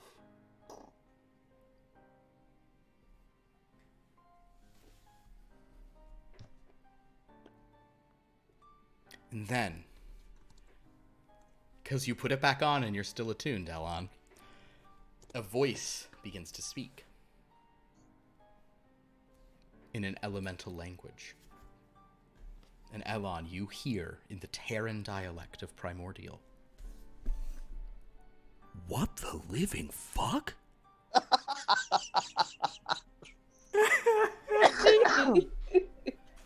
Are you translating this? I'll yell out, it's really confused. And I would just go, hello there, nice to meet you. You mind if I just go across?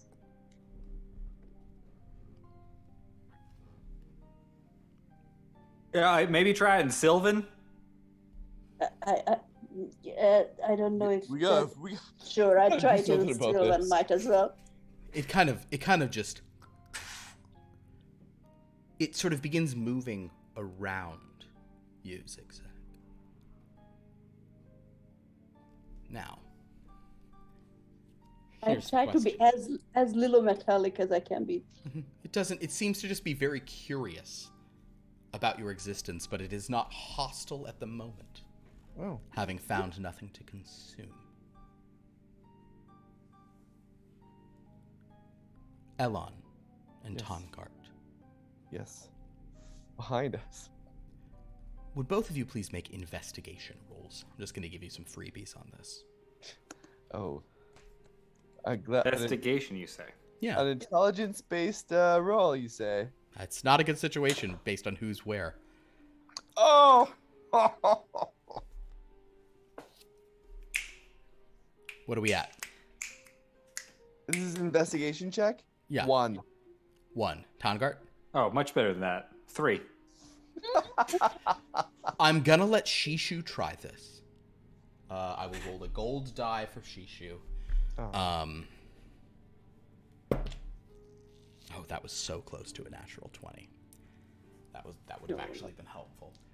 You know what though? Shishu's over 10. Let me find Shishu's sheet real quick. Sorry, I should have that up. I don't know if she may. I'm not even sure she is negative on int. No, I don't think, She's I not. think She's that- plus 3 on int. Oh my god, never mind. Shishu has a 15.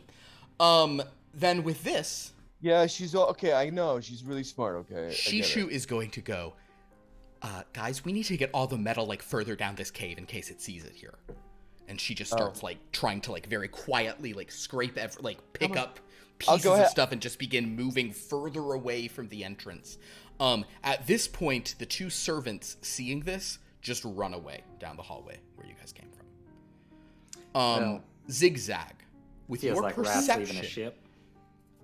basically just not wanting to be caught in the thing. XigXag, with your perception, you can see what they're doing. Your perception is higher than the passive perception of this creature. You can tell that they are trying to move the metal stuff away now that it has descended several feet, and perhaps its range of what it might see and try to take has increased. Is there anything you would like to do, XigXag? Yeah, I would like to kind of droid's attention. Like, Wonderful. Then would you make a gesture performance and check? talk to it, huh? Today's the performance check day for everybody, apparently. Oh gosh. And Lord Buku will get back to you in the other room. Although at this point there's a bit of Got a net 20 -1. So with a 19, you actually do keep its attention, and in fact you're able to like almost like lead it all the way across the room, and you guys have now gotten your stuff further back where, you know, it is not immediately going to do it. The servants have run along. There's a couple of gazers floating around, but undead gazers, but whatever. So Lord Buku, XigXag, you've pulled it off, and it's kind of just following you now. Lord Buku. I guess, Elon, you also hear it say, you are some strange temptation. To XigXag. Oh no. Oh, I don't know what You don't know what it's saying. It's just kind of, yeah, to you it's just like... But Elon, you sort of hear that. Whatever you say, buddy. Just stay sharp. Be chill. Hang loose. It begins pulling back and reinserting itself, repositioning itself. The tendrils kind of, so now it's kind of once again kind of this sort of like squid-like rock metal thing. And XigXag, now you're standing in the room. Lord Buku, is there anything you'd like to do? Well, I'm talking to the red one. I want to try and get him to translate what is, if I'm assuming I'm hearing some noises in the other room. And so I would like to try to just be like, you know, you are really angry. You know, one of the things that always makes me angrier is having to do things for other people, like translate what's being said in other languages, or explain what's going on when it's so obvious to folks. And I really don't want, you know, and I'm so new here, you know, it would terrify me if you were to, you know, talk to me incessantly explaining these things.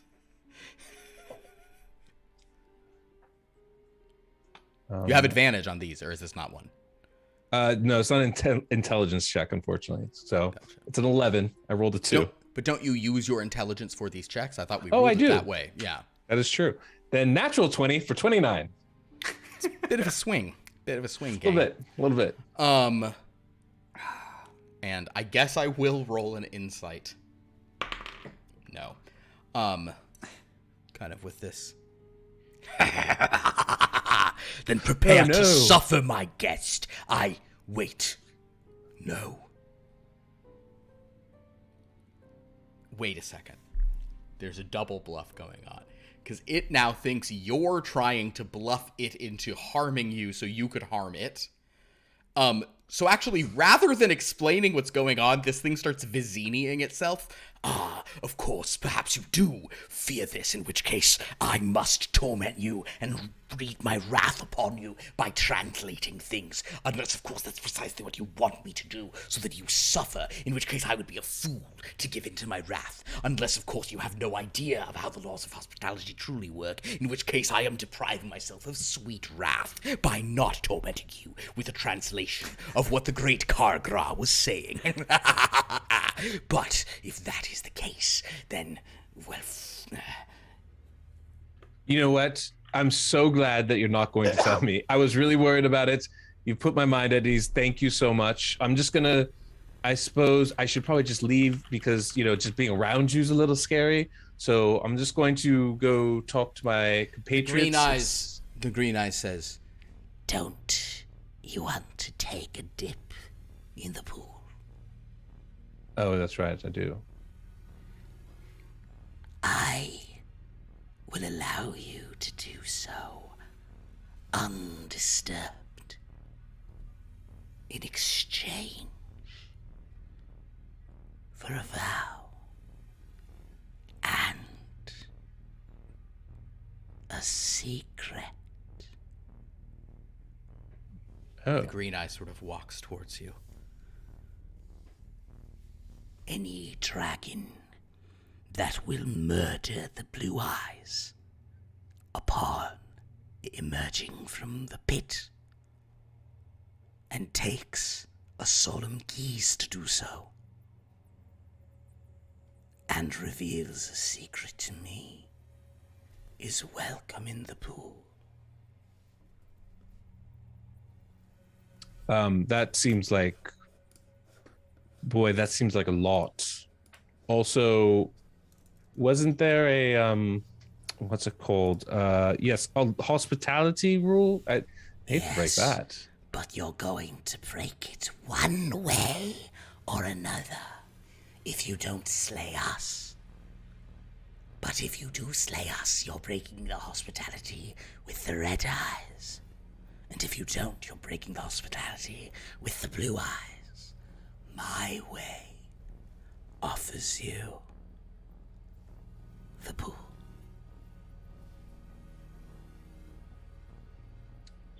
True. It's very... That's pretty good. I mean, counter offer. You offer me some hospitality, and we'll use that to seal our deal, since clearly I shouldn't break that. And then I will go slay Blue for you. I would be honored, but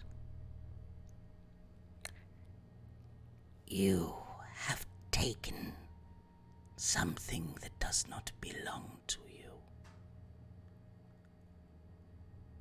I don't care about the blade, or the armor, or the ring, or any such things. But you. And then this bony finger extends, and on what is in your pocket,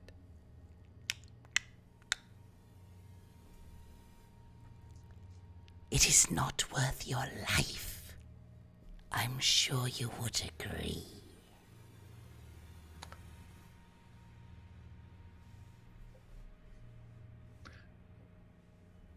I mean, you'd be surprised. You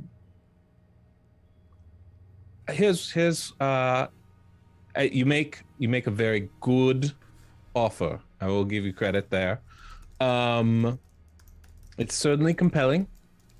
I do have a thing. My mother always told me never accept a geese unless you're the one offering it. So that does kind of pose an issue for me. Also,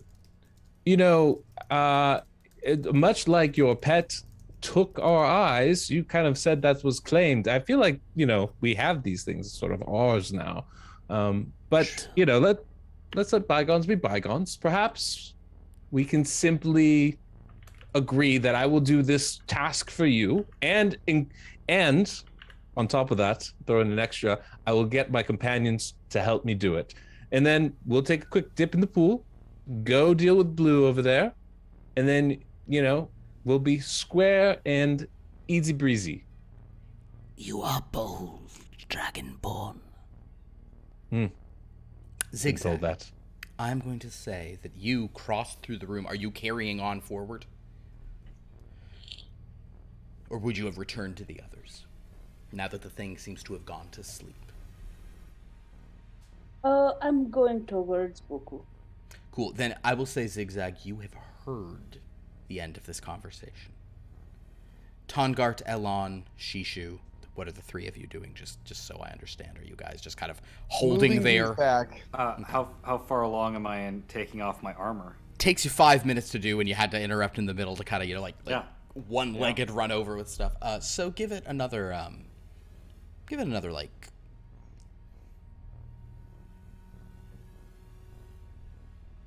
minute or so, but you could do something in a moment. That's what I'm doing. So XigXag, you're hearing all of that. Buku, the green eyes, is just sort of staring at you. What XigXag, anything you would like to do at this point? I try to kind of like just hide in the shadows and Make a stealth see roll. how it's going. Okay. Oh, that's not good at all. 8. The wrath kind of notices you and goes, Great, another honored guest. Please come in. I'm so happy you're here. just fire like burning behind the eyes. Very angry. Okay. Sure.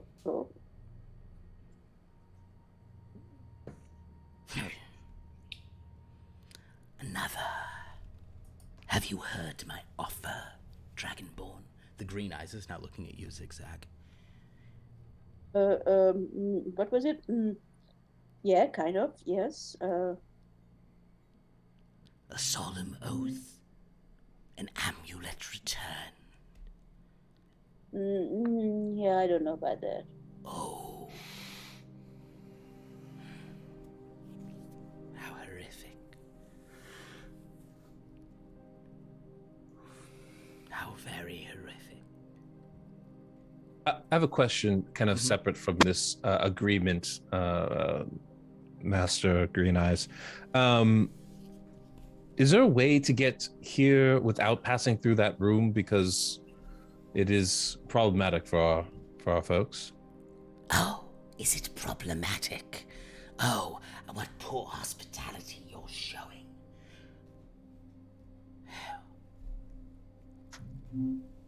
I have made no deals of hospitality with you, as far as I'm concerned. You know what? You You're are right. trespassing. My fault. I'm sorry. I was talking to the wrong person. Oh, Wrath, I'm so... Please. My compatriots are on the other side of this room, and while I would prefer them to stay there because they would be safe, I think if perhaps you can extend your hospitality to them and allow them passage here without having all of their belongings and items eaten by this room. Is that a thing that you can arrange? Believe me, it will terrify the bejesus out of them. They don't even know you're here right now. It would be a real good jam. This is so interesting the way you're framing this, Lord Buku.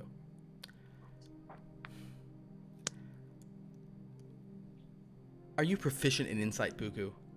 Yes, I have expertise. So what does that get you to? Like a 18? Plus 10. Okay, so you're flat 20. Even though there's no skin to really read facial expressions, the look on the face of this wrathful creature is one of humiliation and rage. And you have this momentary realization that they cannot tell the great Kargra what to do. He is not in control of that creature. Oh.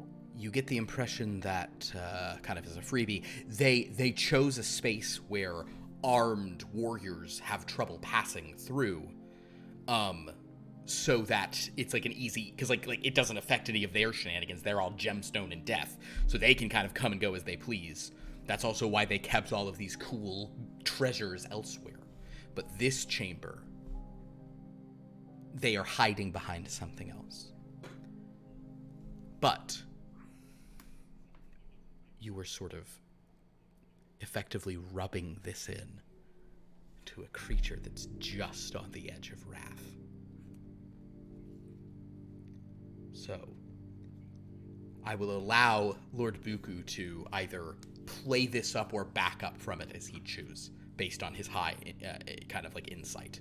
Kind of just say passively, you get a sense of that energy, so you can either lean into this if you want to, because you think if you keep pushing, this thing might like he might say fuck hospitality, which on some level could be good for you guys, but also can also be a problem. Yes, XigXag?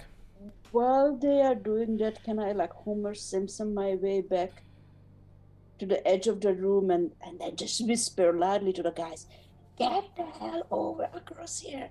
Okay, I'm going to tell you that based on the geography of this, you know that if you call to them out loud, the creatures in this room will hear you. Yeah. If you want to stealth away and try to attract their attention, though, you can certainly try that. So make a stealth roll. Make a stealth.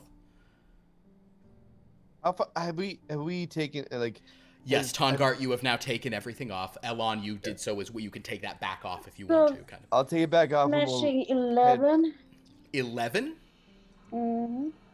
The green eye sees you leaving, XigXag, and you can and the green eyes is like, going so soon. Oh, I'm just strolling back and forth, stretching my legs. I'll be back. I just forgot something. I'll be right back. Understood. All right. The red eyes, meanwhile, is just angrily over you, I've crafted my approach here. Go ahead. Buku is just going to he's going to look at the red eyes and be like, and look back at the room and go, "Oh, I'm my mistake. It is so wrong of a guest to ask something that his host cannot provide, and that is on me. That's my apology to you. The truth of the matter is, this was probably not even your idea, was it? I assume Green Eyes kind of crafted this plan to have this. It was a brilliant plan. Make all the warriors pass through this metal room. I mean, that's really smart. That's not on you, right? You're but forced to be in this situation. I mean, if anyone's to blame, it's really him. But it's fine. It's no worries. Unfortunately, and I turn back to the green. I can't agree to this plan because I have members that can't come through. You see the Green Eyes just grinning, so happy.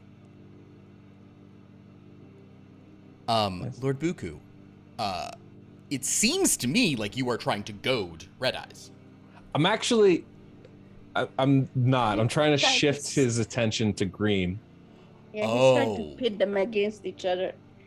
Go ahead. Regardless of what he does, it's more. There's more going on. So I just want to shift to Green and be like, unfortunately, we can't jump in the pool because we can't come through because of this monster. So unless you all wish to dispose of it or move it or provide some means of transportation, unfortunately, I simply cannot agree to your deal. So it has been a pleasure, but I'm going to go return to my people. So I'm going to start walking away. Roll a.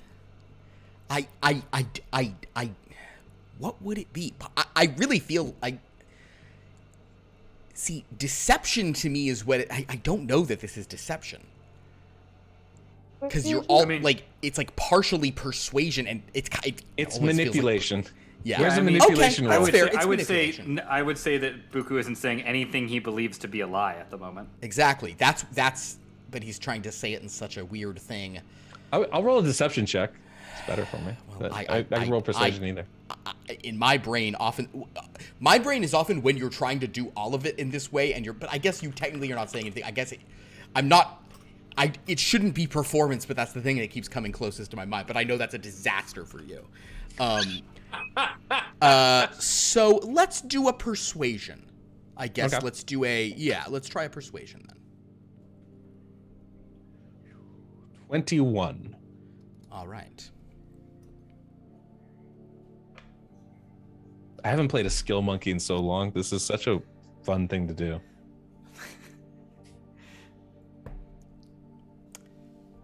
Has a +4 to wisdom.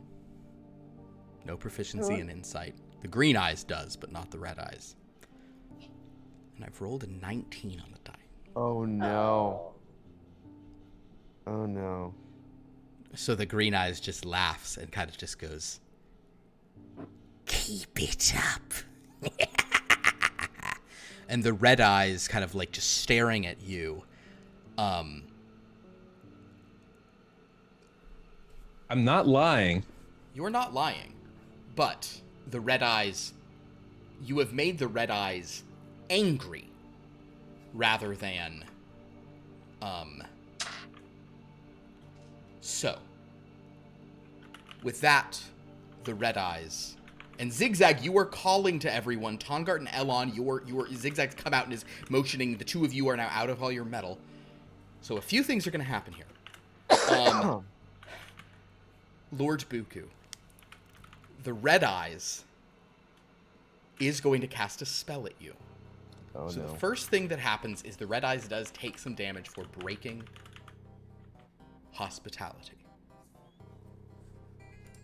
Why don't you roll this? Could you please roll 4d6?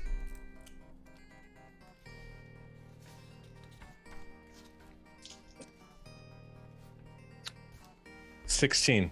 Okay. These guys don't really have that many hit points. Okay. 16. All right, but then I need you to make a Constitution saving throw.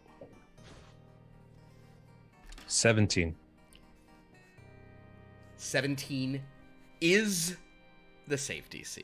Yes! Oh! As the insect plague washes over you, you will only take half. Oh, and that's terrible rolls. Okay.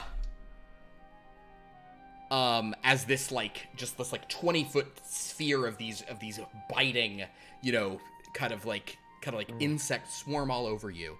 You take half. You take 5 points of damage. Oh, wow. It's 4d10. Interestingly though, XigXag, you have moved away from that, but you feel insects. They've gone around the corners. They are now swarming in that area. And this is a spell. This is an area effect the creature is now concentrating on. Lightly. Does that attack green? Does that hurt green as well? It was placed behind you, so it and green are standing outside of it. You're kind of like they're like back at the pool, or kind of like between it, and you're sort of closer to the door. So it's hitting you and any other dragons who might come through, but they are sort of standing out of it. The spell's been broken. Let's roll initiative, I guess. Are we cool to do this here at 9 o'clock? Is that okay, everybody? Yes. Feeling all Yeah, right? I imagine we'll die pretty quick. It's just 2 mummy lords, and 3 of you can breathe fire. I guess Elon is the only one who's used the thing. No, I have as well. The only one who can do it is Shishu. When did you use yours? You used your dispelling breath. You used your dispelling breath. When did you use yours, Tongard? On the gibbering mouther. And then you took a short rest. I thought we get him back on long rest. No, you're a Dragonborn. Short rest. Oh. And I have So, never mind. Elon, right? Elon, you've used yours since then, because then you guys did a bunch of stuff. You haven't taken a short rest after the Nothic fight, but everybody else has theirs back. Oh. The one person... Fuck. All right. Well, you know what? That dispelling breath was very useful, so... Yeah. Oh, he can't save my life. Dispelling breath was absolutely critically important. All right, so initiatives, my friends. Is anybody 20 or higher? 20. 20 for Lord Bugubzan. Anybody 15 or higher? 15. Oh my god. 15. All right. Elon. Wonderful. Elon.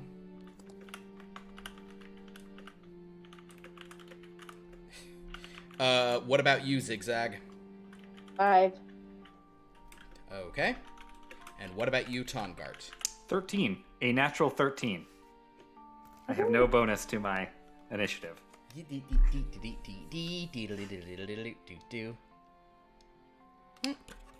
you, you're my friend. Okay. Beautiful. I guess I will roll for Shishu as well, just as in case. Natural 1 for Shishu. My friends, inspired spirits. Yeah. Yeah, Lord Buku, you hear somewhere in the distance. Inspired spirits, we're coming. He just nods softly to himself. Okay. Stuff all over. Yeah, exactly. This is what I want to know is, does Tangard immediately start putting back on the armor that he spent 4.5 minutes taking off? No, I can't go in the room with it. Put up because it's metal. Yeah. Well, I'm running now, friend. Now that I know I got a weapon in me. Otherwise, I got nothing. Nothing. So, please tell me I get to go. You have your claws.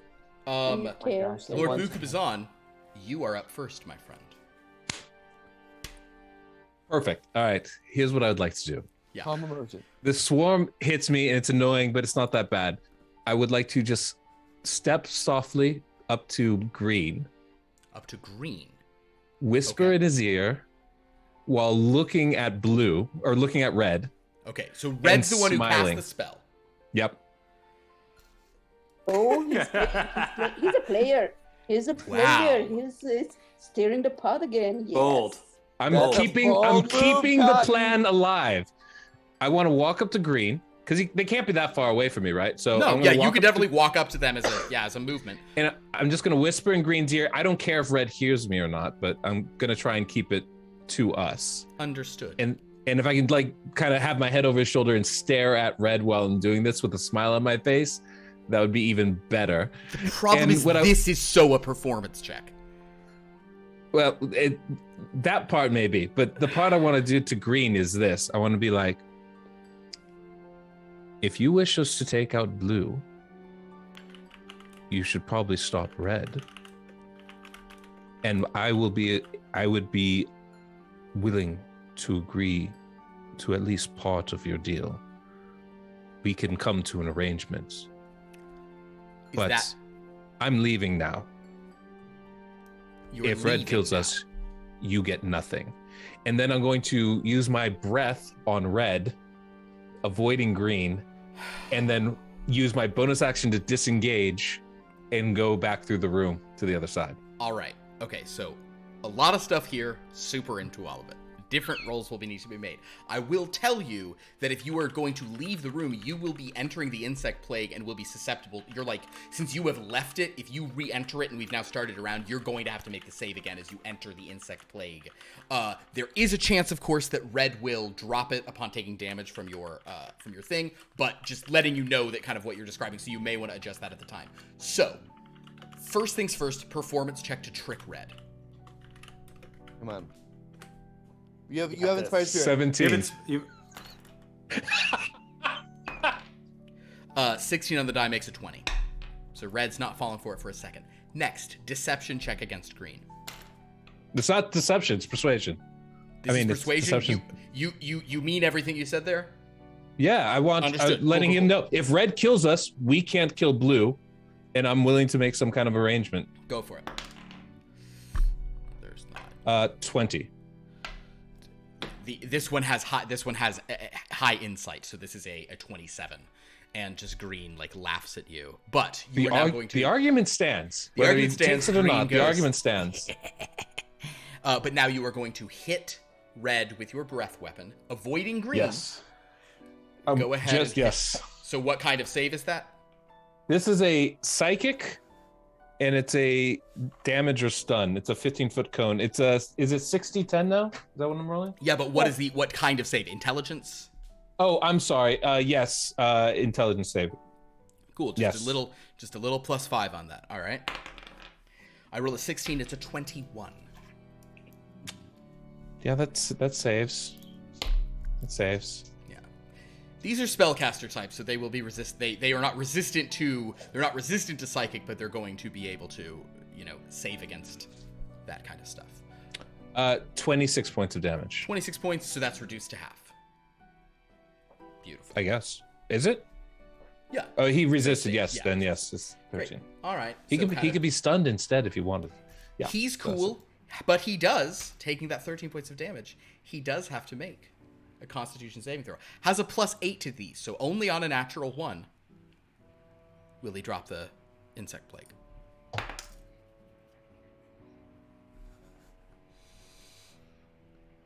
Legendary resistance, no. You rolled a natural 1? The insect plague disappears. Oh my God! That's dumb. And I will use all of my speed to walk away. Okay, you've walk away. You've used the thing. You chatted for free. You used a little movement to go up. You used a bonus action to disengage, and they're using the rest of your speed. So you're not quite out of the room, but you're away from them, and they haven't hit you. All right. In response to that, as a legendary action, red is going to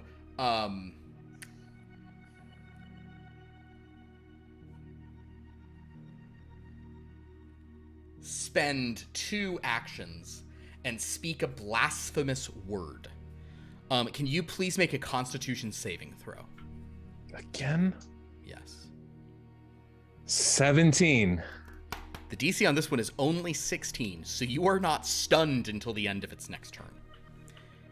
So you're running out of the room, but not stunned. And he's now using 2 legendaries. I'm actually going to be giving them shared legendaries. That feels generous because if they don't want to fight each other, I guess. Because technically there's 2 of them and 1 of you, which means they really shouldn't be getting any, but this is where we are. Elon, you are approximately 80 feet from the action. Dash. So you guys are doing brilliant strategies instead of inspired spirits, which means you have bonus actions to dash and all this stuff. Is that correct? No, we said inspired spirits. You said inspired spirits. Cool. Then yes, then you go 60 feet. You have crossed the thing. You see XigXag like motioning you. You saw a cloud of insects. They disappear. So you are not yet to the room, but you've actioned and movemented. You're through the room. The eye opened as you ran under it, but it did not move. You don't. I am gonna give it a little bit of a. You hear a grumble, and you don't understand it because you're not wearing the thing. Right. But you pass. Very good. That is your turn. Tonkar, what was your initiative Does the again? grumble sound 13. like? Whoa. The grumble sounds like this is bullshit. What are these things? What is this? Like, I'm not falling for this, but fuck this. Tongart, it is your turn to go. But I'm going to say that you do notice that Shishu is still holding her weapon, her new sword. Kind of like looking sort of odd. Shishu, I think if you're gonna join us, you're gonna have to drop that weapon, or it's gonna get taken from you when you get in that room. Just a heads up. I mean, you make your own decisions in this life, and I'm gonna start running and towards. dash. Cool. Yeah. You run and dash. I will take a torch with me. Sure. On the way and just sort of jam it in my scales to light it up. Perfect. Yeah, you. Because everything's kind of darker now. Yeah, Now that I like. Oh yeah, took you my took that mask off. off. It's like so yeah. So you rush through. Shishu stands there alone, sort of saying, "Stay there, guarding our stuff." Or... "I can't," is what she says. XigXag, your turn. Shishu does not move on her turn. She goes before XigXag. Shishu remains where she is. Okay. Unwilling to part with her new sword. Unwilling to part with her new sword. Sounds perfectly normal. Sounds just like my sister. Yeah. All right. So Tongart and Elon, you are both now like on your next turn. You'll be able to get in there. XigXag. Such a material girl. I mean, You to are be honest, closer- I get it. Like, I get it. What would you like to do, XigXag? I would like to let's see, how far am I of these guys? Go back to. You can get to the you can get into the room into ranged combat with a movement. Okay. Yeah. I don't want to stand next to Buku. I don't know where Buku is exactly right now. You can't see Buku right now. Once you come around the corner, you'll see Buku, and Buku's running towards you. All right. Yeah. Okay. Well, I don't want to be bunched up with Buku. I want to spread out. All right. I'll say you can move. I mean, it's a doorway, and Buku hasn't left the room, so with the movement to get back in it, because remember, you'd come out far enough to not hit the insect plague. So, you're gonna be near Buku. You're gonna be within 10 feet of Buku if you use all your movement. You could dash and go further, but then you'll just be in the room. No. And, well, we are since here. I'd like to use my, psychic breath on You're gonna use the your red full eye. breath weapon on both of them? If that I can, you can- sure, why not? That you can certainly do. So you will use your 60. So what kind of saving throw does your breath weapon force? Charisma. Charisma? Wait a second. They're even better at those. Oh, fuck you! Don't fucking tell me that. That is a natural 20 for a 28. Oh boy. That, however, is a 4 for a 12. So, Thank you so much. red eyes makes it and green eyes does not. So it's 6d10 psychic, and is there, what's your, I know you also have some crazy extra feature of that. Yeah, there are. Let me do the damage first. It's Yeah, 10, your damage. I'll look up your 16, 20, 25, 28, 31 is the full damage. And taking full damage on a failure,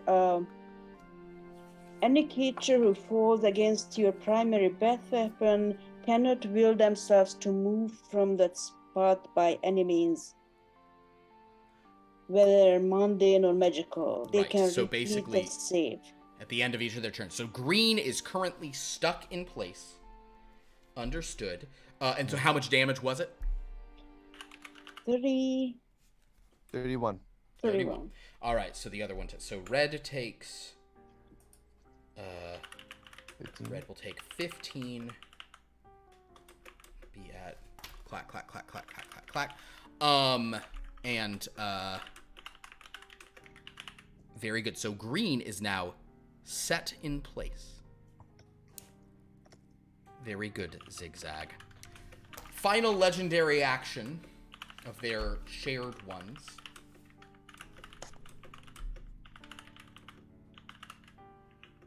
Ah, you're both too far away. Damn it. Oh no, wait, they can use the thing. XigXag. Please make a wisdom saving throw. Okay, I'm gonna use my advantage on it. Good idea. Oh, Roll we really had that. low. Forgot. That would be fun. Oh, fucking hell. Oh, Let's 15. go. 15. You fail. You are frightened of the green eyes, but you didn't fail by 5, so you're not also paralyzed. So, thank goodness for that. That's the good news. But the bad news, their turns. That's right. They rolled a 3 and a 4 on their initiatives. Oh man. Wait, So- did they beat my fifth? Oh, I already went and I didn't make it. Yeah. Okay, never mind. Yeah. Shoot. So, I'm excited that you and I are dexterity based right now, Alon. That's what I'm saying. I'm thinking. the green eyes is very mad. No, red goes first.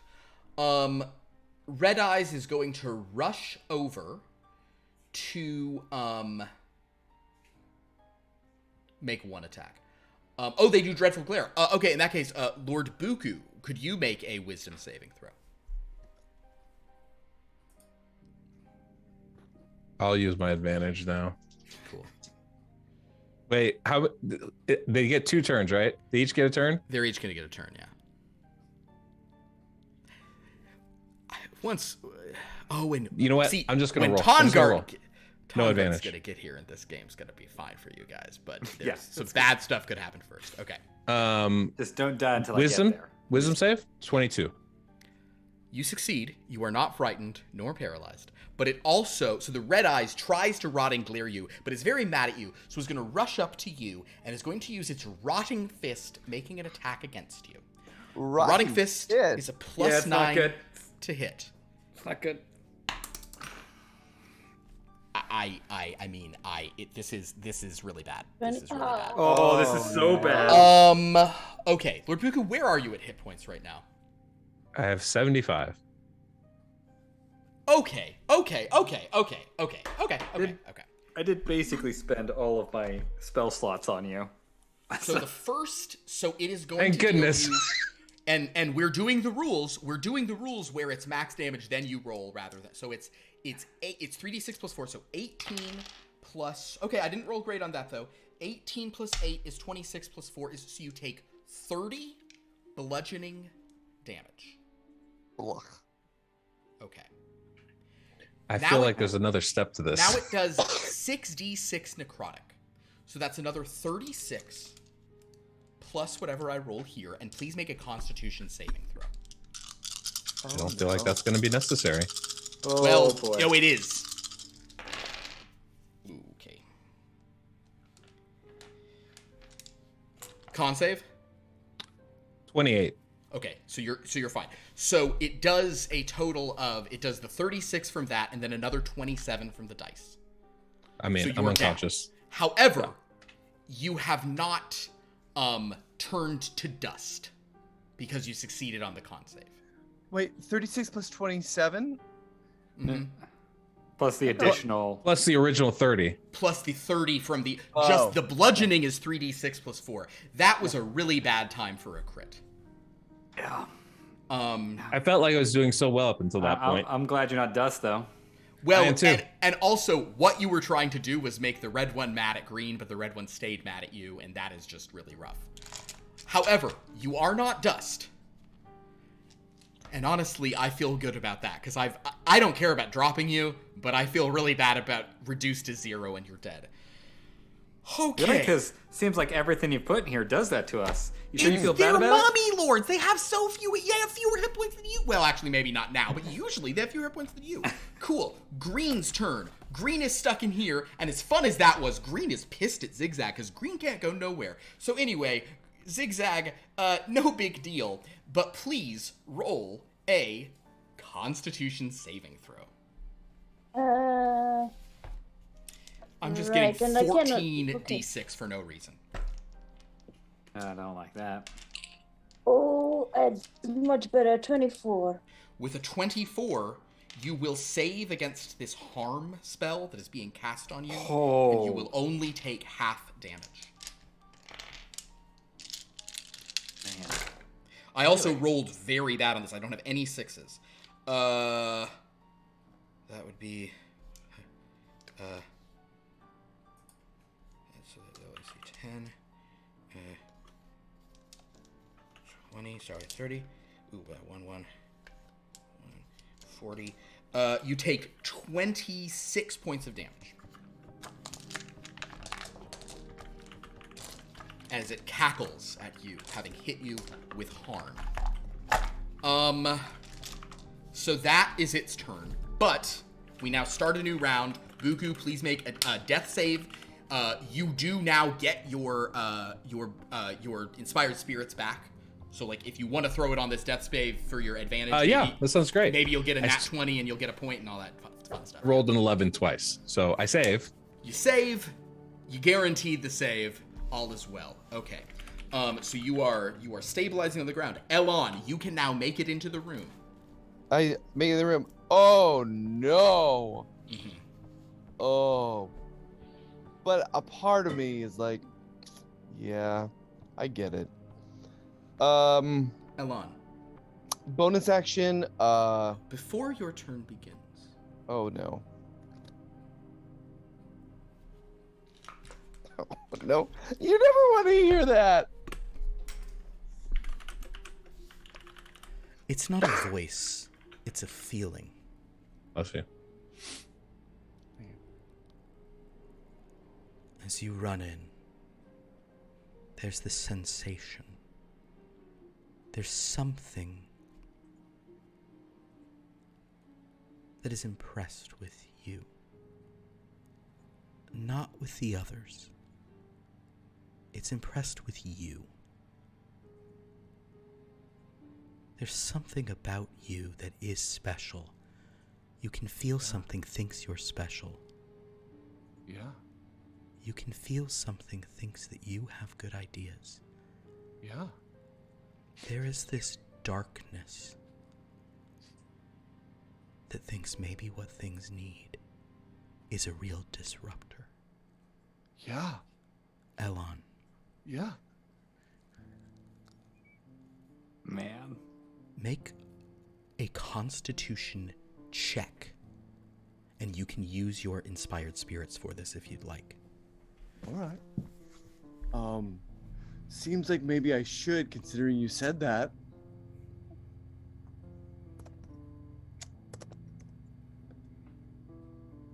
Okay. Oh, thank God. Yeah. Constitution check. It's good I did that at advantage. Constitution check. 19. It doesn't even affect you. Are you willing to advance this one to make it a 20? Say yes. Just say yes. Yes. Cool. Absolutely. Lauren and Zane and everybody, thank you. Okay, great. Elon. As you run and you breathe in, you feel your lungs filling with air as your breath weapon has been recharged. Oh. Oh, that changes and you everything. Just have this feeling in your heart. Oh yeah, no, it's time to disrupt, baby. This feeling, you're special. I am. I don't care what you said, Dad. I don't care. I don't care what you said. And I'm just gonna come in and just be like, here it comes, baby. and I'm so glad I'm unconscious. belch fire. All right. Those are dexterity saves for you. Sure. These two mummy lords are close to each other as it happens. Yeah, 30-foot cone. Oh fuck. You can even avoid Lord Buku because he's on the ground and you can do this. Yeah. All right. I'll get it a little bit close though. So interesting, Elon. You cut it close. You'll sort of singe his unconscious form. But Elon, you open your breath, and XigXag, you're in there. Although there's this like necrosis just whipping across you, so you're not sure if it's in your eyes. But Elon, you open your mouth and you breathe out your fire, which is dark and purple and terrifying. Yes. Me too into that. Red Eyes is in front. Rolls a 10, has a +0. That is a failure. Green Eyes cannot move. I'm actually going to say in some cases, I don't think that's a dex disadvantage, but actually rolls under anyway, even if it was a disadvantage. So go ahead and roll your 6d10 fire. They're both taking full on this. Uh-oh. 37 points of damage. 37. So Fire. they both take 74 points of fire damage. Yeah. As they are vulnerable, being desiccated corpses. Okay. Wow. That does not leave them in good shape. You rush in Elon and you just belch flame over both of them. And it keeps going. Oh, are you doing the minute-long thing? You're napalming the room? Okay. Yeah. In response I'm a to disrupt. this, I'm a disruptor. This is what you do. This is what you do to the old guard. oh no! Okay, they're going to legendary action the shit out of this situation.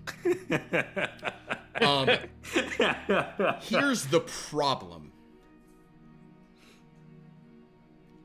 That's too rough. And it wouldn't affect. No, they just have to try to take down Elon, but they're not gonna crit on him. He's gonna.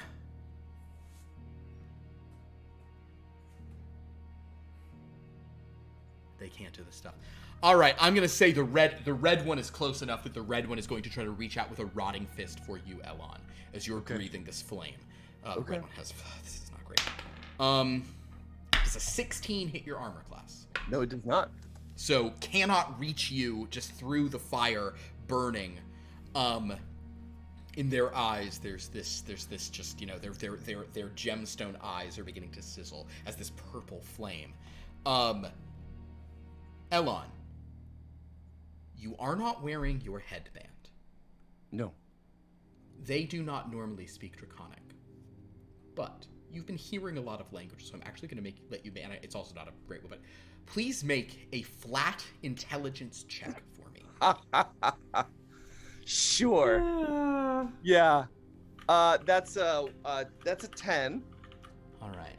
Not bad. They have screamed something in a language you do not speak.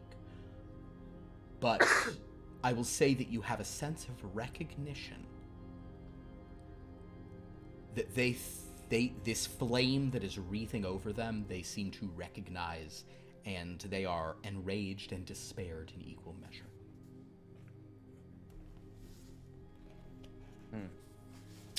Good turn, Tongart. Shishu remains unwilling to part from her sword. That wasn't my turn. Oh, sorry, Tongart, that is your turn. Then Shishu, that's Elon. Okay. Tongart, your turn. All right. So I get up here and I see fire burning through. You see purple flame. Purple flame. Purple and I feel like I flame. look back. You see me look back, like I'm firing at the ceiling at this point, and just like my eyes rolling back at you. Yeah. Well, and you see these two mummies seem to really be immolating under the fire.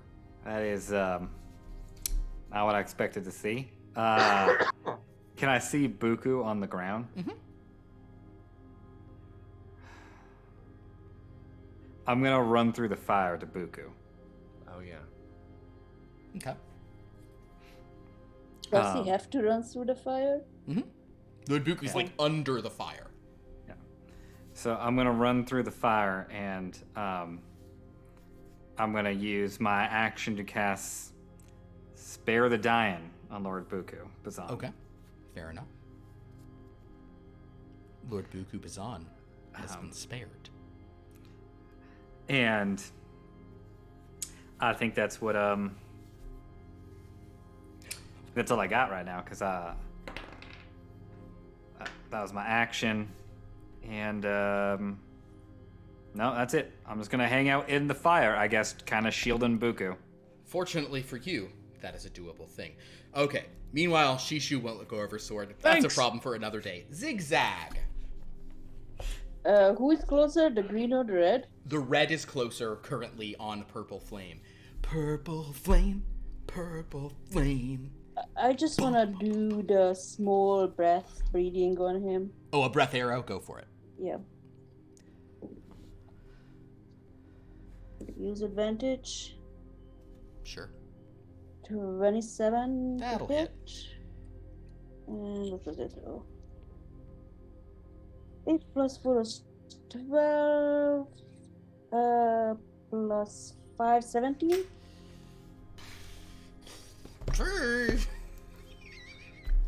Oh boy. My red friend is not looking so good. Then I would like to back up a bit. Can I back up enough that I can Actually, still wait, see nope. My red friend Nope. is not looking so good to the point that the red friend howls out in rage.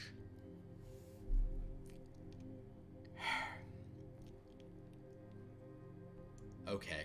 Tongart, you said you're doing something. Yeah.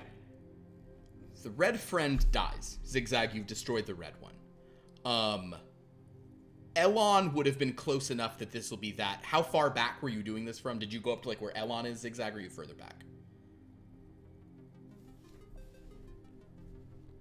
Well, I guess I was running back into the room, so I probably wasn't all the way back. Okay. How, you're not there, Elon's. Okay, so I need Elon and Tongart to make dexterity saving throws. However, For sure. Tongart, Yeah. if you want to fail yours, you can basically use yours to just automatically take full damage and block Lord Buku Bazan as the red ruby eyes explode as you've destroyed the red eyes of Elshar. We needed those. Yeah, I'm gonna shield him. I'll fail it. Okay. I got an 11. And 11, you have also failed. So. Damn. Hold on. All right, so as this force damage explodes out of these eyes. Oh, terrible! That sounds like a lot of dice, though. It was, but like they're all under half of their cool maximums. Shucks. Can't be It's a crits every shame. time. I feel that crit on Buku was bad. 17 points for each of you. Of what kind of damage? Force damage Force damage. 17 points of force damage. Got it. as it explodes. Lord Buku, however, does not take any death fails. Many thanks. I'm doing what I can. And that means, and XigXag, you've backed up. That means red is out, which means I don't get one last chance to just pour damage into people. And green can't even harm Elon. Better. That's better. I mean, I'm here. Oh, wait, I have to roll for last time. XigXag, well, green's in a situation. No, by harm, I mean literally green's already cast harm, so green can't cast harm. Red was going to cast harm. XigXag, what is your dragon save DC? 16. Okay. Green. Dead yet? Green is able to move. Okay. Having saved at the end of the last turn. So the green is going to rush Elon. Elon, please make a wisdom saving throw as it tries to sort of frighten you with a dreadful glare. Use your advantage. Actually, no, I don't have XigXag, Yes? you were frightened, weren't you? Yes. So yeah, you could not have moved back. You could only be moving away. You could not have moved towards the creature, and you need a disadvantage on that attack roll. Can you please roll it again? I'm not going to walk back everything, but just roll that for me. Because you had a 27 on 1. I think you're going to hit the armor class anyway. Elon, what's your wisdom? It's very low. 14 plus 14. 8. You're fine.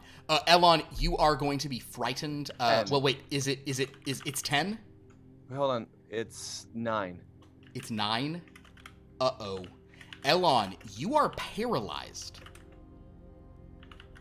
Okay. You have failed it by this, and now the green is coming for you and is going to Rotting Fist attack you. Oh, no. That's actually really bad. Okay. You are incapacitated. They have attack. Wait, hold on. Actually, hold on. Let me ask, though. Yeah. Did I get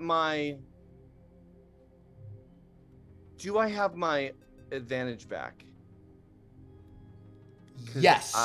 No, you used it this round to get your breath weapon back. That that always starts at the top of the initiative round. Okay. Mm-hmm. Okay. All right. Okay, it has advantage on this. Okay, that's a 16, which will not hit on the first roll. Try number 2. What is your armor class? 17? 18. Okay. That's a 6 on the die, which is a 15. So despite you being paralyzed, being on fire, having rolled a 7 and a 6 with a +9, this Rotting Fist thing is kind of coming up, having paralyzed you, ready to just like destroy you. It tries to strike, but the flame is still coming out of it, and as it does this, and again, you hear it cursing something specific. There's a part of you that almost, it's like it's saying the same thing it just said. There's some degree of, it definitely knows something. It's targeting something. It's angry at something, but it has been unable to harm you. That ends its turn. Lord Buku Bazan, you don't take a turn. You're down. You're stable. Elon, it is your turn, and you're still breathing your fire, right? Oh, yeah. So even though,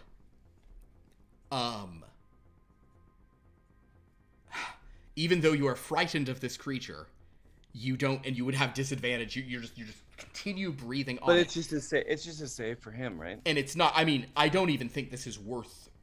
Well, I guess it's worth rolling if you rolled 6 1s. Okay, sure.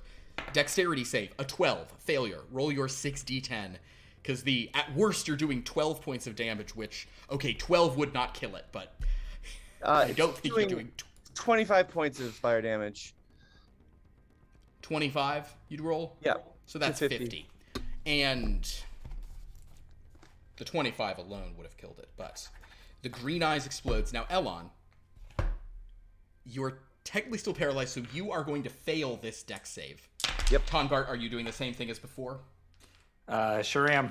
And this one has moved up, so XigXag, this one is also going to hit you. Can you make a dexterity saving throw? All right, Elon and Tongart both take, this one rolled way higher, 27. Oh, that's a lot more. Points of force damage. XigXag, what's your dexterity saving throw? 17. With a 17, you just save, so you take 13. However, and Elon, as it cursed something, the flames in your mouth continue for a moment longer if you breathe them, and then sort of return to their normal yellow-orange color, and you have this distinct feeling in your heart. That I'm special. No one else could have done that. No. Obviously. You deserve to go to Mars. Yeah. Yeah, wherever that is, yeah. Yeah. I was born to. Are we crossing the streams? At this point, initiative is over. Elon and Tongart are messed up. Lord Buku is... I'll be fine a little bit. Yeah, Lord Buku is stable. Shishu is unwilling to cross. Which, that may be its own problem here coming up. That's a big problem. But XigXag, you are here in the room as well. You have destroyed 2 of the mummy lords. Amusingly, you have kept your bargain. with Blue, who said take whatever you want as long as you kill those two, which you've done, and now you are in a room with a pool. That is where we're going to end tonight's session. Excellent. And unfortunately, we do have a 2-week break because there is no game next week because, let me phrase it like this. Oh, yeah. I've got the Oscar fever. How about you? Hope you got it too. Guys, this is Christmas time for Tinseltown. So let's get ready, get the popcorn. Oscar fever time. I hate the Oscars so much. I watch a sarcastic counter stream to it. That's me just being honest. But the counter stream is all about saying I've got the Oscar fever, and I think it's funny, so I'm a bad person. So in 2 weeks, we will be back with this game. But if you want to see the fruits of some other labors, for example, you can check out some of our other streams on Mondays. That's tomorrow. Oh my God, that's tomorrow. Tomorrow we have Temple Flight, our superhero game. That's at 7:30 PDT daylight. God damn, that's rough. Tuesday we have Gray in the Dark, our noir game. That is also at 7:30 Pacific Daylight Time. And then on Friday we have our horror game, Blood from a Stone. I've been advancing this clock in this game just to kind of be a jerk about it. So please check those out. If you like what you see, please follow us. All that good stuff. We have wonderful players on this channel. Would any of them like to talk about the things they do? Segue. I like to stream Raid Shadow Legends on Twitch on Tuesdays and Thursdays, starting at 1, going till around 5 p.m. Pacific time. So if you are around and want to hear me do a bunch of ridiculous accents and put on a bunch of ridiculous hats, I literally have a stack of hats. I have like a stack of hats. I have a stack of hats here. I wear them. Come hang out. Deadwood Jedi. It's me. And then at same day on Tuesdays at 5, I stream.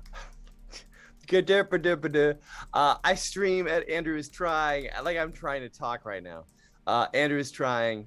And yeah, we're doing a really lovely chill vibe platformer right now called Harlow, which a friend of a friend just released.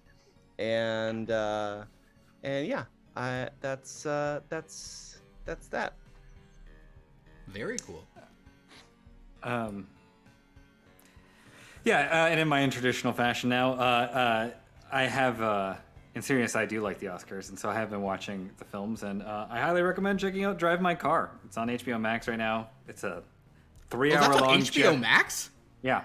Oh wow, that's cool. 3-hour long Japanese drama about a theater director putting on a play in a Hiroshima theater festival, and it is fascinating and thrilling. I watched Dune right before it, and I'll tell you that Drive My Car is the most cinematic thing I've watched this year. Wow, that's saying something. Yeah. It's just a lot of people sitting around a table reading Uncle Vanya. Amazing.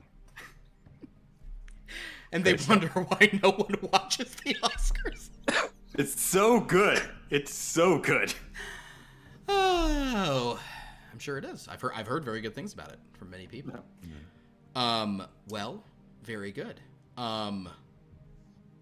I guess that's it. Anybody else? Any other things to say in life? Have I forgotten anything? Thanks so much for watching, everybody. This was a fun one. We guys, you got to the pool here. We will be back next week. You also avoided combat with a big metal thing, which would have been a fun combat. These dungeons are rough. These dungeons I put together, they're not joke dungeons. There's stuff in here. This is one of the easy ones. The next one's really bad. I also think there's something just a real dick move on my part of being like, here's a bunch of magic items. Take them all off before you go fight the bosses. Yeah. Yep. But I mean, all we did was one breath weapon, right? 2 breath weapons. It's ridiculous. True. The breath weapons are. No, 3. I mean, Buku did one as well. I mean, if anything, I think this entire campaign is just nothing but dick moves. Yeah, but I mean, it kind of started from that you way. and us, right? Yes. Not wrong. I'm really curious. Yes. Did you cross the streams? the reference from Mars? Is it from another stream? The reference to Mars. That's just an Elon reference. That's a real life Earth billionaires racing each other to space. Oh, like a bunch of. I missed that. I thought maybe it was one of your other. No, that's not. That's streams that's just a. Because there were some sci-fi people there. Exactly. There are. Yeah, that is true. Well, very good. Well, everybody, thank you so much. We are going to go to our closing screen. Then we're going to kick you over to a raid to Kobold Press. Where they are playing. What are they playing tonight? Anybody know? They are playing. They're in episode 3 of, I think it's called Rotting Heart, but they are in the middle of a 16-hour stream to celebrate their 16th birthday. Oh, 16-year anniversary as a company. Wow. Well, good for them. That's Goodness. cool. Well, yeah. Everybody, go check that out. Thank you all so much for watching. Until 2 weeks from tonight. Make sure those good days drag on and on and on. Okay. Bye, everybody. Oh, no.